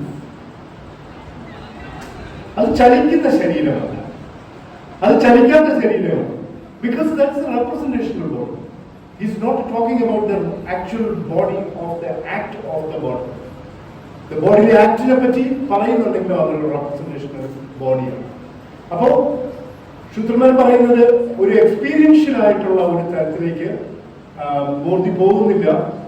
ബോർഡിന്റെ ഇത് റെപ്രസെന്റേഷണൽ ബോഡിയാണ് എന്നുള്ള ശൂത്രമാന്റെ ഒരു ക്രിറ്റിസിസം പറയുമ്പോഴത്തേക്കാണ് ശൂത്രമാൻ ബോർഡിനെ ക്രിറ്റിസൈസ് ചെയ്തിരിക്കുന്നത്. ശൂത്രമാൻ ഇറ്റ്സ് എ വെരി ഇൻട്രസ്റ്റിംഗ് അതെ. അപ്പൊ അതിനകത്ത് പറയുന്നത് എന്താണെന്ന് പറഞ്ഞാൽ ഇവിടെ നമുക്ക് ക്യാപ്ചർ ചെയ്യാൻ പറ്റുന്നത് ആ മൂവ്മെന്റിനെയാണ്. കാര്യം എന്താ, ആ മൂവ്മെന്റ് എഫീമറലാണ്. ആ മൂവ്മെന്റ് നടക്കുന്നതോടുകൂടി തന്നെ അത് നഷ്ടപ്പെട്ടു പോവുകയും ചെയ്യും. പക്ഷെ ഈ മൂവ്മെന്റിൽ നിന്ന് നമുക്ക് ഒരു ഇത് ക്രിയേറ്റ് ചെയ്യാൻ പറ്റും. ആ മിഡിലായിട്ടുള്ള ഒരു സ്ഥലത്ത് ആണ് ഇത് മാർഷൽ ആർട്ട് മൂവ് ചെയ്യുന്ന ആളിന്റെ, അത് ചെയ്യുന്ന ആൾ നിൽക്കുന്ന ആ മിഡിലായിട്ടുള്ള ഒരു സ്ഥലത്താണ്. എന്നിട്ട് ഒരു മൂവ്മെന്റ് അങ്ങോട്ട് പുറത്തേക്ക് പോകുന്നുണ്ട്, അടുത്ത മൂവ്മെന്റ് തിരിച്ച് ഉള്ളിലേക്ക് വരുന്നു. അതൊരു മാർഷൽ മൂവ്മെന്റ്. അത് രണ്ടാമത്തെ മൂവ്മെന്റ് എന്ന് പറഞ്ഞാൽ ജസ്റ്റ് ഓപ്പോസിറ്റിലേക്ക് വീണ്ടും പോകുന്നുണ്ട്. അപ്പം I will do just A demonstration. ഇപ്പം ഞാനിപ്പോൾ ഇവിടെ ഇങ്ങനെ നിൽക്കുകയാണെന്നുണ്ടെങ്കിൽ ഇപ്പോൾ എൻ്റെ ആദ്യത്തെ മൂവ്മെന്റ് പോകുന്നതെന്ന് പറഞ്ഞാൽ നമുക്ക് 1 2 ഇങ്ങനത്തെ ഒരു മൂവ്മെന്റ്. ഞാൻ തിരിച്ചു പോകാം 1 2. അത് കഴിഞ്ഞിട്ട് ഞാൻ ഈ സൈഡിലേക്ക് പോകാം 1 2 1 2. ഇങ്ങനെ ഈ 8 സ്ട്രോക്ക് കറങ്ങുന്നത്. അപ്പോൾ ഇതിനകത്തേക്ക് ഇത് ഹാൻഡ് മൂവ്മെന്റ് മാത്രമാണ്, അല്ല ലെഗ് മൂവ്മെന്റ് മാത്രമാണ് ഞാൻ കാണിക്കുന്നത്. പക്ഷെ ഇത് ശരിക്കും വരുമ്പോഴത്തേക്ക് സംഭവിക്കുന്നതെന്ന് പറഞ്ഞു കഴിഞ്ഞാൽ ഇങ്ങനെ ഹാൻഡ് ഇങ്ങനെ വരുന്നുണ്ട്, ഇവിടുത്തെ ഇതിങ്ങനെ പോകുന്നുണ്ട്, ഇവിടെ നിന്ന് ഇങ്ങനെ ഈ സാധനം ഇങ്ങനെ വരുന്നുണ്ട്, ഇങ്ങനെ തിരിഞ്ഞിട്ട് ഇങ്ങനെ ഒരു സാധനം പോകുന്നുണ്ട്. മനസ്സിലായില്ലേ? ഇതിൻ്റെ ഒരു റെപ്രസെൻറ്റേഷനാണ് നമ്മൾ ഈ കാണുന്ന സാധനം. This is exactly the story that you create of any past incident. ഇവിടെ ഞാനൊരു എക്സാമ്പിളായിട്ട് എടുത്തത് ആ ഒരു മാർഷൽ ആർട്ടിൻ്റെ മൂവ്മെൻ്റാണ്. അപ്പോൾ നിങ്ങളെ ഹിസ്റ്ററി സ്റ്റുഡൻസിന് കൃത്യമായിട്ട് നിങ്ങൾക്ക് മനസ്സിലാവും നിങ്ങൾ എങ്ങനെയാണ് റെപ്രസെൻറ്റേഷൻ പാസ്റ്റ് ലോസ്റ്റ് ആയിട്ടുള്ള ഒരു പാസ്റ്റ് ഇവൻറ്റിന് നിങ്ങൾ ഇത് ഇങ്ങനെയാണ് നമ്മൾ റെപ്രസെൻ്റ് ചെയ്യുന്നത്. അങ്ങനെ റെപ്രസെൻ്റ് ചെയ്യുമ്പോൾ ഇവിടെ നഷ്ടപ്പെട്ടു പോയത് എന്താണ്? ആ ലൈവ് മൂവ്മെൻ്റാണ്, ആ പെർഫോമേറ്റീവ് ആക്ട്. ആ സംഭവം നടന്ന ഒരു കുളച്ചൽ യുദ്ധം നടന്നതിൻ്റെ ആ ഒരു performative act is lost completely. അപ്പം we are creating a story with proofs and evidences. This is exactly the way. ഇതൊരു പെർഫോമേറ്റീവ് ആക്റ്റാണ്. ഈ പെർഫോമേറ്റീവ് ആക്റ്റിൽ നഷ്ടപ്പെട്ടു പോയത് എന്താണെന്ന് പറഞ്ഞു കഴിഞ്ഞാൽ ആ ഒരു ടെമ്പറാലിറ്റിയും ആ ഒരു മൂവ്മെൻറ്റും അടങ്ങുന്ന ആ ഒരു പെർഫോമേറ്റീവ് ആക്ട് നഷ്ടപ്പെട്ടു പോകും. അപ്പോൾ അതിനെ ക്യാപ്ചർ ചെയ്യാൻ വേണ്ടിയിട്ടാണ് നമ്മൾ ഈ ഒരു സർക്കിൾ അല്ലെങ്കിൽ ഈ ഒരു സ്റ്റോറി നമ്മൾ ക്രിയേറ്റ് ചെയ്യുന്നത്. അപ്പോൾ ഇവിടെ ഒരു മെത്തഡോളജിയുടെ ഏറ്റവും ഇമ്പോർട്ടൻ്റ് ആയിട്ടുള്ള ഒരു കാര്യം മനസ്സിലാക്കേണ്ടത്, ഈ മാർഷൽ ആർട്ടിലാണ് നിങ്ങൾ റിസർച്ച് ചെയ്യുന്നത് എങ്കിൽ ഇതിൻ്റെ പ്രാക്ടീസ് മനസ്സിലാക്കാതെ ആ ഒരു മെത്തഡോളജി ക്രിയേറ്റ് ചെയ്യാൻ പറ്റില്ല. അതിൻ്റെ ഒരു പ്രാക്ടീസ് മനസ്സിലാവും. അപ്പോൾ ഞാനിപ്പോൾ ചെയ്യുമ്പോഴത്തേക്ക് എനിക്കത് കൃത്യമായിട്ട് ഒരു സ്പേഷ്യോ ടെമ്പറൽ എക്സ്പീരിയൻസ് ആയിട്ട് ഞാൻ എൻ്റെ പാസ്റ്റിനെ എക്സ്പീരിയൻസ് ചെയ്യാം. ഇതെന്നെ സംബന്ധിച്ചിടത്തോളം പാസ്റ്റാണ്. കാരണം ഇത് മർമ്മശാസ്ത്ര ഗ്രന്ഥങ്ങളിൽ പറഞ്ഞിട്ടുള്ള ഒരു മാർഷൽ ആർട്ടിൻ്റെ സിസ്റ്റമാണ്. ഇത് പാസ്റ്റാണ്. അപ്പോൾ എൻ്റെ ഏറ്റവും വലിയൊരു പ്രശ്നം ഈ പാസ്റ്റിനെ ഞാൻ എങ്ങനെ ക്യാപ്ചർ ചെയ്യും. ഈ പാസ്റ്റിനെ ക്യാപ്ചർ ചെയ്യാനായിട്ട് എനിക്കുള്ളത് എന്ന് പറഞ്ഞു കഴിഞ്ഞാൽ ഈ ലിറ്റററിയും ആർക്കിയോളജിക്കലുമായിട്ടുള്ള എവിഡൻസസ് മാത്രമാണ്. പക്ഷെ അത് എന്നെ ഒരു റിസർച്ചർ എന്നുള്ള നിലയിൽ എന്നെ സാറ്റിസ്ഫൈ ചെയ്തു. അപ്പോൾ ഞാൻ കുറച്ചുകൂടെ ഫീൽഡ് വർക്ക് ചെയ്യുന്നുണ്ട്. പിന്നെ ഞാൻ എൻ്റെ ഒരു പ്രാക്ടീസിലൂടെ കടന്നു പോകുന്നുണ്ട്. ആ പ്രാക്ടീസിലൂടെ കടന്നു പോകുമ്പോഴത്തേക്ക് പാസ്റ്റ് ഒരു റീസർഫസ് ചെയ്യുന്നത് ഒരു സ്പേഷ്യോ ടെമ്പറൽ കോർപ്പോറിയൽ എക്സ്പീരിയൻസ്. അപ്പോൾ ഈ സ്പേഷ്യോ ടെമ്പറൽ കോർപ്പോറിയൽ എക്സ്പീരിയൻസിലൂടെ ഞാൻ ഇതിനെ റീക്രിയേറ്റ് ചെയ്യുമ്പോൾ hand in hand with all other historical methodologies and proofs and അത് വേറൊരു തരത്തിലുള്ള ഫോർമുലേഷൻ ഓഫ് റിസർച്ചാണ്. അപ്പോൾ ബേസിക്കലി ഇത് ഞാനിവിടെ പറയാൻ ആഗ്രഹിച്ചത് വളരെ വളരെ ബേസിക് ആയിട്ടുള്ളൊരു ഒരു ഇൻട്രൊഡക്ഷനാണ്. അതിനകത്ത് 1-2 കാര്യങ്ങളാണ്. കാരണം ഒന്നാമത്തെ കാര്യം ഈ scientific and subjective culture, objective science and the subjective culture എന്നുള്ള ഒരു ബൈഫർക്കേഷൻ അല്ലെങ്കിൽ ഒരു വിഭജനം എന്ന് പറയുന്നത് വളരെയധികം ഒരു കൊളോണിയൽ ഹാങ് ഓവറുള്ള ഒരു മെത്തഡോളജിയാണ്. ആ മെത്തഡോളജി ഉപയോഗിച്ചിട്ടാണ് നമ്മൾ റിസർച്ച് ചെയ്യുകയാണെന്നുണ്ടെങ്കിൽ you have to think again and again where exactly ഈ ഒരു ജസ്റ്റ് പൊസിഷനിലാണോ നിങ്ങൾ പ്ലേസ് ചെയ്യുന്നത് നിങ്ങളുടെ റിസർച്ച് മെത്തഡോളജിയുടെ ഫോർമേഷൻ എന്നുള്ളതാണ് ഒരു വലിയ പ്രശ്നം. രണ്ടാമത്തെ പ്രശ്നം എന്ന് പറഞ്ഞു കഴിഞ്ഞാൽ പാസ്റ്റിനെ പ്രസൻറ്റിൽ യൂസ്ഫുൾ ആയിട്ടുള്ള ഒരു പാസ്റ്റിനെ റീക്രിയേറ്റ് ചെയ്യുമ്പോൾ, പാസ്റ്റിനെ നമ്മൾ ചുമ്മാ സമയം കളയാൻ വേണ്ടിയിട്ടല്ലല്ലോ നമ്മൾ പാസ്റ്റിനെ റീക്രിയേറ്റ് ചെയ്യുന്നത്. ചരിത്രം എഴുതപ്പെടുന്നത് അതിന് സമകാലീന ജീവിതത്തിൽ ഒരു യൂസ്ഫുൾനെസ് ഉള്ളത് കൊണ്ടാണ്. സമകാലീന ജീവിതത്തിനെ മനസ്സിലാക്കാനും അതിൽ ഒരു ഇൻസൈറ്റ് കിട്ടാനും വേണ്ടിയിട്ടാണല്ലോ നമ്മൾ പാസ്റ്റിനെ, ചരിത്രത്തിനെ പുനർനിർമ്മിക്കുന്നത്. അല്ലെങ്കിൽ ചരിത്രവുമായി നമ്മൾ പിന്നെ ഒരു സംവാദത്തിൽ ഏർപ്പെടുന്നത് നമ്മുടെ സമകാലീനതയെ മനസ്സിലാക്കാൻ വേണ്ടിയിട്ടാണ്. അപ്പോൾ അങ്ങനെ നോക്കുമ്പോൾ ഇവിടെ ലോസ്റ്റ് ആയിട്ടുള്ള പ്രാക്ടീസസ് എങ്ങനെയാണ്, ഇതാണ് എൻ്റെ രണ്ടാമത്തെ പ്രോബ്ലം എന്ന് പറയുന്നത്. പാസ്റ്റിനെ റീക്രിയേറ്റ് ചെയ്യാൻ, പാസ്റ്റിനെ അണ്ടർസ്റ്റാൻഡ് ചെയ്യാനായിട്ട്, ലോസ്റ്റ് പ്രാക്ടീസസിനെ അണ്ടർസ്റ്റാൻഡ് ചെയ്യാനായിട്ട് എങ്ങനെയാണ്, എന്ത് മെത്തഡോളജിയാണ് ഉപയോഗിക്കുക, എങ്ങനെയാണ് നമ്മളതിനെ ചെയ്യുക എന്നുള്ളതാണ്. പിന്നെ ഉള്ളത്, പിന്നെ ഞാൻ പറഞ്ഞിട്ടുള്ളതെല്ലാം ബാക്കിയെല്ലാം എൻ്റെ കേസ് സ്റ്റഡീസ് പോലത്തെ കാര്യങ്ങളാണ്. മർമ്മശാസ്ത്രത്തിനെ പറ്റി പറഞ്ഞതും ഇതെല്ലാം തന്നെ അതിൽ വരുന്ന ഡിസ്കോഴ്സും ബോഡിയെ പറ്റി, കെയറിനെ പറ്റിയും ഡെത്തിനെ പറ്റിയും. വേദന എന്ന് പറയുന്നത് നമ്മുടെ ഈ ആയുർവേദത്തിലും വരുന്നുണ്ട്, പിന്നെ മർമ്മശാസ്ത്രത്തിലും വരുന്നുണ്ട്. വേദന എന്ന് പറയുന്ന ഒരു ജ്ഞാനമായിട്ടാണ് പറയുന്നത്. വിത്ത് എന്ന് പറയുന്ന ധാതുവിൽ നിന്നാണ് വിദ്യ എന്നുള്ളത് ഉണ്ടാകുന്നതും വേദന ഉണ്ടാകുന്നതും ഒരേ ധാതുവിൽ നിന്നാണ്.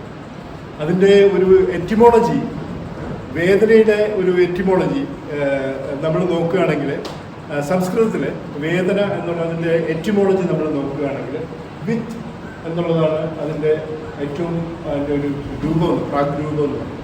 അതിനകത്ത് നിന്ന് വരുന്ന 2 വേർഡ്സാണ്, ഒന്ന് വേദന, പിന്നെ ഒന്ന് വിദ്യ. അപ്പോൾ വേദന എന്ന് പറയുന്നത് അത് നമ്മളെ സംബന്ധിച്ചിടത്തോളം ഒരു സുഖമുള്ള വേദനയുമുണ്ട്, ദുഃഖമുള്ള വേദനയുമുണ്ട്, അങ്ങനെയാണ് പറയുക. വേദന എന്ന് പറയുന്നത് അങ്ങനെ ഒരു പെയിൻഫുൾ ആയിട്ടുള്ളൊരു സാധനമായിട്ടല്ല നമ്മൾ പറയുന്നത്. അത് വളരെ ഇൻട്രസ്റ്റിംഗ് ആണ്. I have a note here. അതെ, വിദ്യ, വേദം, വേദന, ഇത് 3 വരുന്നത് വിത്ത് എന്നുള്ള ധാതുവിൽ നിന്നാണ്. അപ്പോൾ അവിടെ വേദന എന്ന് പറയുന്നത് വേദന ഒരു നോളജ് കൊണ്ടുവരുന്നു എന്നുള്ളത് തരത്തിലാണ് നമ്മൾ മനസ്സിലാക്കുന്നത്. കാരണം തലയിൽ വേദന ഉണ്ടാകുമ്പോഴത്തേക്ക് അത് ഒരു ശരീരത്തിന് വേറെന്തോ സംഭവിക്കുന്നു എന്നുള്ളത് നമ്മൾ മനസ്സിലാക്കുന്നത് പോലെ തന്നെയാണ്.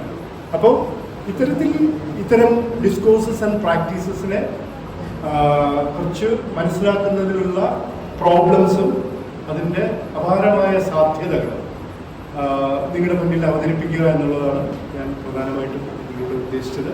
നമുക്ക് ചോദ്യങ്ങളോ അങ്ങനെ എന്തെങ്കിലും ഉണ്ടെങ്കിൽ നമുക്ക് എടുക്കാം. Thank you very much. Thank you for a very excellent articulation of the vernacular system. വളരെ എല്ലാവർക്കും മനസ്സിലാവുന്ന രീതിയിൽ. ഇത് മാത്രമല്ല, നേരത്തെ ശ്രീനാഥ് പറഞ്ഞതുപോലെ അതിൻ്റെ ഒരു പ്രാരംഭ ചിന്തയുടെ ഒരു ഭാഗമായിട്ടാണ് ഈ ചർച്ച മുന്നോട്ട് വെച്ചിരിക്കുന്നത്. അതോടൊപ്പം തന്നെ ഹിസ്റ്ററി എഴുതുന്ന അല്ലെങ്കിൽ സോഷ്യൽ സയൻസ് എഴുതുന്ന നമ്മളെപ്പോലുള്ള ആൾക്കാരെ സംബന്ധിച്ചിടത്തോളം ചരിത്രത്തെ എൻകൗണ്ടർ ചെയ്യുമ്പോൾ ചരിത്രത്തിൽ അനേകം മിസ്സിംഗ് ലിങ്കുകളുണ്ട് എന്നുള്ളത് നമ്മൾ തിരിച്ചറിയണം. ഇത് നമ്മുടെ ഹിസ്റ്റോറിയോഗ്രാഫിയിൽ നമ്മൾ കൃത്യമായിട്ട് അഡ്രസ് ചെയ്യുന്നതുമാണ്. പക്ഷെ ആ മിസ്സിംഗ് ലിങ്ക് പലപ്പോഴും നമുക്ക് we cannot solve the problem because we were not there. We are not there. It's gone by and it's already left us. ഇങ്ങനെയുള്ള we are not there and we are just imagining about the past. അത് ഒരു ചരിത്രത്തിന്റെ ഒരു നിർമ്മിതിയെ പ്രശ്നം പരിഹരിക്കുമ്പോൾ തന്നെ ഇതുപോലുള്ള ഒരു പ്രാക്ടീസ് ഓറിയന്റഡ് ആയിട്ടുള്ള, അതായത് ശ്രീനാഥ് കൂടെ ഉദ്ദേശിക്കുന്ന ഒരു പ്രധാന രസകരമായിട്ടുള്ള ഒരു കാര്യം എന്ന് പറഞ്ഞാൽ എന്തായിരുന്നു ആക്ഷൻ, മനുഷ്യന്റെ ആക്ഷൻ അത് മിസ്സാണ്. മറിച്ച് പിന്നെ അതിന്റെ റെപ്രസെന്റേഷൻസ് മാത്രമേ നമുക്ക് കയ്യിലുള്ളൂ. ചരിത്രം എഴുതുമ്പോൾ പലപ്പോഴും പറയുന്ന ഒരു കാര്യമാണ് ചരിത്രത്തെ കുറിച്ചും പറയുന്നത് അങ്ങനെയാണ്, പലപ്പോഴും ഐഡിയോളജിയെ കുറിച്ചും അങ്ങനെയാണ് പറയുന്നത്. It's like A poetry. ചരിത്രം എന്ന് പറഞ്ഞാലും ഒരു പോയട്രി പോലെയാണ്. അല്ലെങ്കിൽ ഐഡിയോളജി എന്ന് പറഞ്ഞാൽ ഇപ്പൊ മാർക്സിസം അല്ലെങ്കിൽ പോസ്റ്റ് സ്ട്രക്ചറലിസം അല്ലെങ്കിൽ any sort of fascism, Nazism. Ideology is also like poetry which lost a lot in translation. അത് ട്രാൻസ്ലേറ്റ് ചെയ്ത് വരുമ്പോഴേക്കും അതിനോട് നഷ്ടപ്പെട്ടിരിക്കുന്നു. ആ നഷ്ടപ്പെടുന്നതിന്റെ ഒരു കാരണം പ്രാക്ടീസ് നമുക്ക് അറിയാവുന്നതുകൊണ്ടാണ്. We have only representations, we have only drawings and we have only models and which we completely depend on that models and we are not able to see fill the gap of the actor, historical actor. So അങ്ങനെ വരുമ്പോഴാണ് അതിൻ്റെ ഒരു performative ആയിട്ടുള്ള അതിൻ്റെ feeling. So A good historian, A good social scientist should have a sense of this action of the actor in the past or action of the actor in the present if we deal with the present. ഇത് വളരെ ഈ missing ലിങ്കിനെ address ചെയ്യാൻ ഈ vernacular medicine system വെച്ച് ചെയ്യുന്നു എന്നുള്ളതാണ് ഏറ്റവും രസകരമായിട്ട് എനിക്ക് തോന്നിയിട്ടുള്ളത്. മറ്റൊരു കാര്യം, ഈ എസ്തെറ്റിക് എന്ന് പറയുന്ന ഒരു വാക്കിനെ കുറിച്ച് മാർട്ടിൻ ഹൈഡെഗറൊക്കെ കുറച്ച് കണ്ടംപ്ലേറ്റ് ചെയ്യുന്നു. എസ്തെറ്റിക് എന്ന വാക്ക് ഉണ്ടാകുന്നത് അനസ്തേറ്റിക് എന്ന് പറയുന്ന ഒരു വാക്കെന്നതാണ്. അനസ്തേഷ്യ നമുക്കറിയാം, നമ്മൾ ഡോക്ടറൊക്കെ പോയി കഴിഞ്ഞാൽ നമ്മൾ അനസ്തേഷ്യ ശരീരത്തെ മരവിപ്പിച്ചിട്ടാണ് പല്ലൊക്കെ മാറ്റി വെക്കുന്നത്, നമ്മുടെ ശരീരം മരവിപ്പിക്കും. അപ്പം അനസ്തേഷ്യ എന്ന് പറയുന്നത് മരവിച്ചൊരവസ്ഥ. പക്ഷെ അതിൽ പ്രാണനുണ്ട്. പക്ഷെ പ്രാണനുണ്ട് എന്ന് ഈ മരവിച്ചാർക്ക് എവിടെയാണോ ശരീരം മുഴുവൻ മരവിക്കുകയാണെങ്കിൽ അയാൾക്ക് തിരിച്ചറിയാൻ പറ്റില്ല പ്രാണനുണ്ട് എന്ന്. അത് അനസ്തേറ്റിക് ആണ്. പക്ഷെ ഈ മരവിക്കാത്ത അവസ്ഥ ഉണ്ടല്ലോ, മനുഷ്യന്റെ ശരീരത്തിന്റെ മരവിക്കാത്ത അവസ്ഥ, അത് എസ്തെറ്റിക്കലാണ്. എന്ന് പറഞ്ഞാൽ അത് സൗന്ദര്യ ശാസ്ത്രപരമാണ്, അത് ബ്യൂട്ടിഫുൾ ആണ്. ആ മനുഷ്യൻ എന്ന് പറഞ്ഞാൽ ഈ തിരിച്ചറിയുന്ന, അതായത് എൻ്റെ ശരീരത്തെ പൂർണ്ണമായും ഞാൻ തിരിച്ചറിയുന്ന, ശരീരത്തെ മാത്രമല്ല ശരീരത്തെ ഉൾക്കൊള്ളുന്ന സമൂഹം കൂടി തിരിച്ചറിയും. അങ്ങനെ തിരിച്ചറിയുന്ന ഒരു സംഗതി എസ്തെറ്റിക് ആണ്. Aesthetically is political. അത് വളരെ ആക്ടിവേറ്റ് ആയിരിക്കും. അപ്പൊ തിരിച്ചറിയുന്ന, അതായത് നിങ്ങളുടെ ശരീരത്തിൽ നുള്ളിയാൽ നിങ്ങൾക്ക് വേദനിക്കുന്നുവെങ്കിൽ അത് വേദമാണ്, അത് അറിവാണ്, ആ തിരിച്ചറിവാണ്. അതാണ് ആ അറിവാണ് എസ്തെറ്റിക്സ് എന്ന് പറയുന്ന. എനിക്കിപ്പോൾ തോന്നുന്നത് ഒരു പക്ഷേ ഈ മാർട്ടിൻ ഹൈഡെഗറൊക്കെ പിന്നീട് ഇലാബറേറ്റ് ചെയ്യുന്ന അതൊക്കെ ആയിട്ട് ഇതിനെ ഡിസ്കഷനെ മുന്നോട്ട് കൊണ്ടുപോകാൻ പറ്റും. പല തരത്തിൽ അതിനെ മുന്നോട്ട് കൊണ്ടുപോകാൻ പറ്റും. അതാണ് ഒരു പ്രധാന കാര്യം. രണ്ടാമത്തെ കാര്യം എന്ന് പറയുന്നത് ഈ ട്രഡീഷണൽ ആയിട്ടുള്ള ഹീലിംഗ് പ്രാക്ടീസസ് ഒക്കെ പറയുന്ന സമയത്ത് ഇപ്പം എൻ്റെ അമ്മയൊക്കെ ഈ വടക്കേ മലബാറിലെ ഗ്രാമങ്ങളിൽ ഈ കുട്ടികളെ, അതായത് മിഡ് വൈഫറി എന്ന് നമ്മൾ ഇന്ന് പറയും, പക്ഷെ മിഡ് വൈഫറി അല്ല, മുഴുവൻ പ്രസവം എടുക്കുന്നത് അക്കാലത്ത് ഒരു സാധാരണ സ്ത്രീയാണ്. സാധാരണ സ്ത്രീ എന്ന് പറഞ്ഞാൽ എഴുത്തും വായനയോ അല്ലെങ്കിൽ മറ്റു മെഡിക്കൽ നോളജോ ഒന്നും അറിവിടാത്തൊരു സ്ത്രീയാണ് ഈ കുട്ടികളുടെ. ഇപ്പോൾ എൻ്റെ അമ്മയുടെ ഞാൻ ചോദിച്ചപ്പോൾ 700ഓളം കുട്ടികളെ എടുത്തിട്ടുണ്ട്. 700 കുട്ടികളെ എടുത്തിട്ടുണ്ട്. അപ്പം അതിന് അവർ ഒരു ശാസ്ത്രവും ഒരു ലോജിക്കൽ സംഗതിയൊന്നുമില്ല. It's only through experience. അപ്പോൾ ഒരു കുട്ടി എങ്ങനെയാണ് മാസങ്ങളായിട്ട് രൂപപ്പെടുന്നത് എന്ന് വയറ് തടവിക്കൊണ്ട് അവർക്ക് ഇത് സെൻസ് ചെയ്യാൻ പറ്റുന്നതാണ്. അതോടൊപ്പം തന്നെ ആയുർവേദിക്കായിട്ടുള്ള പാരമ്പര്യം ഉണ്ട്. പക്ഷേ ഈ മർമ്മ ചികിത്സ പോലുള്ള സംഗതികളൊന്നുമല്ല. അത് വേറെ തരം ഹിസ്റ്റോറിക്കൽ കോണ്ടെക്സ്റ്റിൽ നിന്ന് ഉണ്ടായി വരുന്ന ഒരറിവ് രൂപമാണ്. അങ്ങനെ പ്രസവം നടന്നു, സുഖപ്രസവം നടന്നിട്ടുമുണ്ട്. പക്ഷെ അന്ന് ഞാനിപ്പോൾ ഇവരോട് ചോദിച്ചപ്പോൾ പറയുന്നത് ആക്ച്വലി ടെൻഷനുള്ള മനുഷ്യനില്ലായിരുന്നു. അതുകൊണ്ട് പ്രസവം എളുപ്പമായിരുന്നു.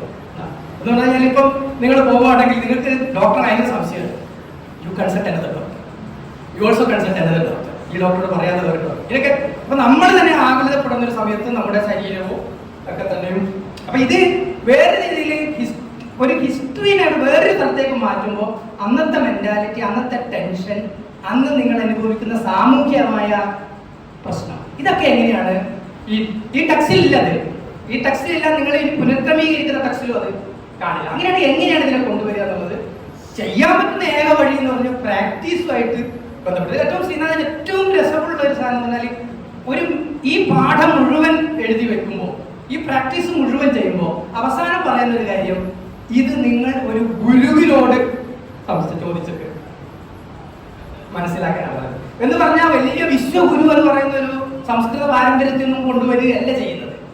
അതായത് ഇത് കൺസൾട്ട് ചെയ്യാൻ, ഇത് പ്രാക്ടീസ് ചെയ്തിട്ടുള്ള ഇന്റിമേറ്റ്ലി ഇതിനെ അറിയുന്ന ഒരാളുമായിട്ട് നിങ്ങൾ അയാളുടെ സഹായത്തോടു കൂടി മാത്രമേ ഇത് നിങ്ങൾക്ക് അതിലേക്ക് എൻട്രി ചെയ്യാൻ, ആ നോളജിലേക്ക് എൻട്രി ചെയ്യാൻ പറ്റില്ല. അതൊരു പാലമാണ്, അല്ലാതെ ഗുരുവിനെ ഇങ്ങനെ പറയുന്ന ഒരു. അതുപോലെ ഈ ടെക്സ്റ്റിൽ ഏറ്റവും രസമായിട്ട് എനിക്ക് തോന്നിയ ബ്രഹ്മത്തെ കുറിച്ചുള്ള ഒരു വാചകമാണ്. ബ്രഹ്മം എന്ന് പറയുന്നത് മർമ്മത്തിന്റെ ഒരു പ്രധാന പോയിന്റ് ആയിട്ടാണ് പറയുന്നത്. പക്ഷെ സംസ്കൃത വാക്കായിട്ട് നമ്മൾ അതിനെ എടുക്കുകയാണെങ്കിൽ ഇന്ന് ബ്രഹ്മം എന്ന് പറയുന്നത് വളരെ വളരെ വിപുലീകരിച്ചോ അല്ലെങ്കിൽ ചുരുക്കിയോ മനസ്സിലാക്കുന്ന സനാതനത്തിലേക്ക് കൊണ്ടുപോകുന്ന ഒരു സാധനം ഇതിനെയൊക്കെ തന്നെ. പക്ഷെ ഇത് അങ്ങനെ ഒരു പാഠപാരമ്പര്യമല്ല, അങ്ങനെ ഒരു ചികിത്സാ സമ്പ്രദായ രീതികളല്ല. അല്ലാതെ നമുക്ക് നമ്മുടേതായ ഒരു രീതിയിൽ നമ്മൾ നമ്മുടെ തന്നെ ശരീരത്തെ കണ്ടിട്ടുണ്ട്, മനസ്സിലാക്കിയിട്ടുണ്ട് എന്നുള്ളതാണ് ഒരു പ്രധാനപ്പെട്ട കാര്യം. പിന്നെ ഈ സാമൂഹ്യ അനുഭവങ്ങളെ മനുഷ്യ ശരീരത്തിന്റെ വേദനയുമായി എങ്ങനെയാണ് നമ്മൾ അങ്ങനെ അതിനെ അഡ്രസ് ചെയ്യാൻ പറ്റൂ എന്നുള്ളതൊരു പ്രധാന കാര്യം. കാരണം ആരാണ് ഈ ശരീരത്തെ കുറിച്ച് ഇത്രമാത്രം ഇരുന്ന് ആലോചിക്കുന്നത് എന്നുള്ളതൊരു പ്രധാന കാര്യമാണ്. ഈ ലോക്ക്ഡൗൺ വന്നപ്പോൾ ഈ ഡൽഹിയിൽ നിന്ന് ആന്ധ്ര വരെ നടന്ന മനുഷ്യരെ പെട്ടെന്ന് എൻ്റെ മനസ്സിലേക്ക് വരികയും അവർക്ക് അവരുടെ കാലിനെ കുറിച്ച്, പാദത്തെ കുറിച്ചുള്ള അവരുടെ സങ്കല്പം എന്താണ്. അതിപ്പോ നമ്മുടെ ശരീരത്തെ തന്നെ ടേക്ക് കെയർ ചെയ്യുന്നതാണെന്നല്ല പറയുന്നത്. നമ്മളെ തന്നെ taking care of the self, and who also saying certain ways that the best way to take care of the society is to take care of yourself. You take care of yourself is the best way to take care of the society. അത് culture of the self എന്ന് പറയുന്ന ഒരു ലെക്ചറിൽ പോയത് പറയുന്നു. ഇതുപോലുള്ള ഇതിന്റെ അതായത് അങ്ങനെയുള്ള ഒരു ചർച്ച, അതായത് വളരെയധികം വിപുലീകരിക്കാൻ പറ്റുന്ന കുട്ടികൾക്ക് ഒരുപക്ഷെ മെഡിക്കൽ ഹ്യൂമാനിറ്റീസ് പോലുള്ള പിന്നെ ബ്രാഞ്ച് ഓഫ് നോളജിലേക്ക് കൊണ്ടുപോകാനും, അല്ലെങ്കിൽ നിങ്ങൾ തന്നെ പ്രാദേശികമായിട്ടുള്ള ചില ആയുർവേദ ചികിത്സാ പാഠപാരമ്പര്യങ്ങളൊക്കെ കണ്ടെത്താനും ഒക്കെ കഴിയുന്ന ഒരു വലിയ സാധ്യത ഇവിടെ തുറന്നിട്ടുണ്ട്. അതുകൊണ്ട് നമ്മൾ നിങ്ങൾക്ക് ഉള്ള ചോദ്യം വളരെ ഓപ്പണായിട്ട്, ആശങ്കകളായാലും കൺഫ്യൂഷൻസ് ആയാലും അത് പങ്കുവെക്കുക. അതിനോട് പിന്നെ ഡോക്ടർ ശ്രീനാഥ് റെസ്പോണ്ട് ചെയ്യും. അങ്ങനെ നമുക്ക് അതിനുശേഷം ശ്രീ ഡോക്ടർ ശില്പ പ്രോഗ്രാം. എല്ലാവർക്കും നമസ്കാരം. ഒരു ഗവേഷകർ ഗവേഷക എന്നുള്ള രീതിയിൽ എന്തൊക്കെ അറിയാൻ പറ്റുന്നുള്ള രീതിയിൽ ഒരു വലിയ കോൺഫിഡൻസിലാണ് പലപ്പോഴും റിസർച്ചിൽ നമ്മൾ അറിയിച്ചിരിക്കുന്നത്. അദ്ദേഹം അവസാനം പറഞ്ഞ കാര്യം വളരെ ഇമ്പോർട്ടൻ്റ് ആണ്. ആ പ്രാക്ടീസ് അല്ല ട്രഡീഷന്റെ ഭാഗമായിട്ട് വളരെ ചെറിയ പ്രായത്തിൽ നിന്നതുകൊണ്ടാണ് ഒരുപക്ഷെ ഈ പല ഇൻസൈറ്റ്സും അദ്ദേഹത്തിന് കൊണ്ടുവരാൻ സാധിച്ചത്. അപ്പം ഗവേഷകർ എന്നുള്ള രീതിയിൽ എവിടേക്കോ ടെക്സ്റ്റ് കിട്ടിയെന്ന് അറിഞ്ഞ് കേട്ട് ടെക്സ്റ്റ് മാത്രം വായിച്ച് ഞാൻ ഉത്പാദിപ്പിക്കാൻ ശ്രമിക്കുന്ന മട്ടത്തിൽ നമ്മൾ പലപ്പോഴും കാണിക്കാൻ ശ്രമിക്കാറുണ്ട്. അത് നമുക്ക് ഒഴിവാക്കാനുള്ളൊരു പാഠം കൂടിയാണ് നമ്മൾ ഉൾക്കൊള്ളുന്നത്. There is a lot, beyond what you see on the text അല്ലേ. അതിനകത്ത് ആ പ്രാക്ടീസ് എന്നുള്ളത്, പ്രയോഗം എന്നുള്ളത് വളരെ ഹ്യൂമിലിറ്റിയോടുകൂടി എടുക്കുന്നു. It's an important lesson for all of us. And thank you for this enlightening lecture. And also വളരെ പേഷ്യൻസോടുകൂടി ഇതെല്ലാം നമുക്ക് പറഞ്ഞു തന്നു പല ആവർത്തി. ഇത് ഇത്രയും കേട്ടുകൊണ്ട് നിങ്ങൾ എല്ലാവർക്കും സ്കൂൾ ഓഫ് സോഷ്യൽ സയൻസിന്റെ പേരിലും ഇത് ഓർഗനൈസ് ചെയ്ത ഡോക്ടർ രാജേഷ് കുമാറിന് ഞങ്ങളുടെ എല്ലാവരുടെ പേരിലും നന്ദി സ്നേഹം അറിയിക്കുന്നു. Thank you so much.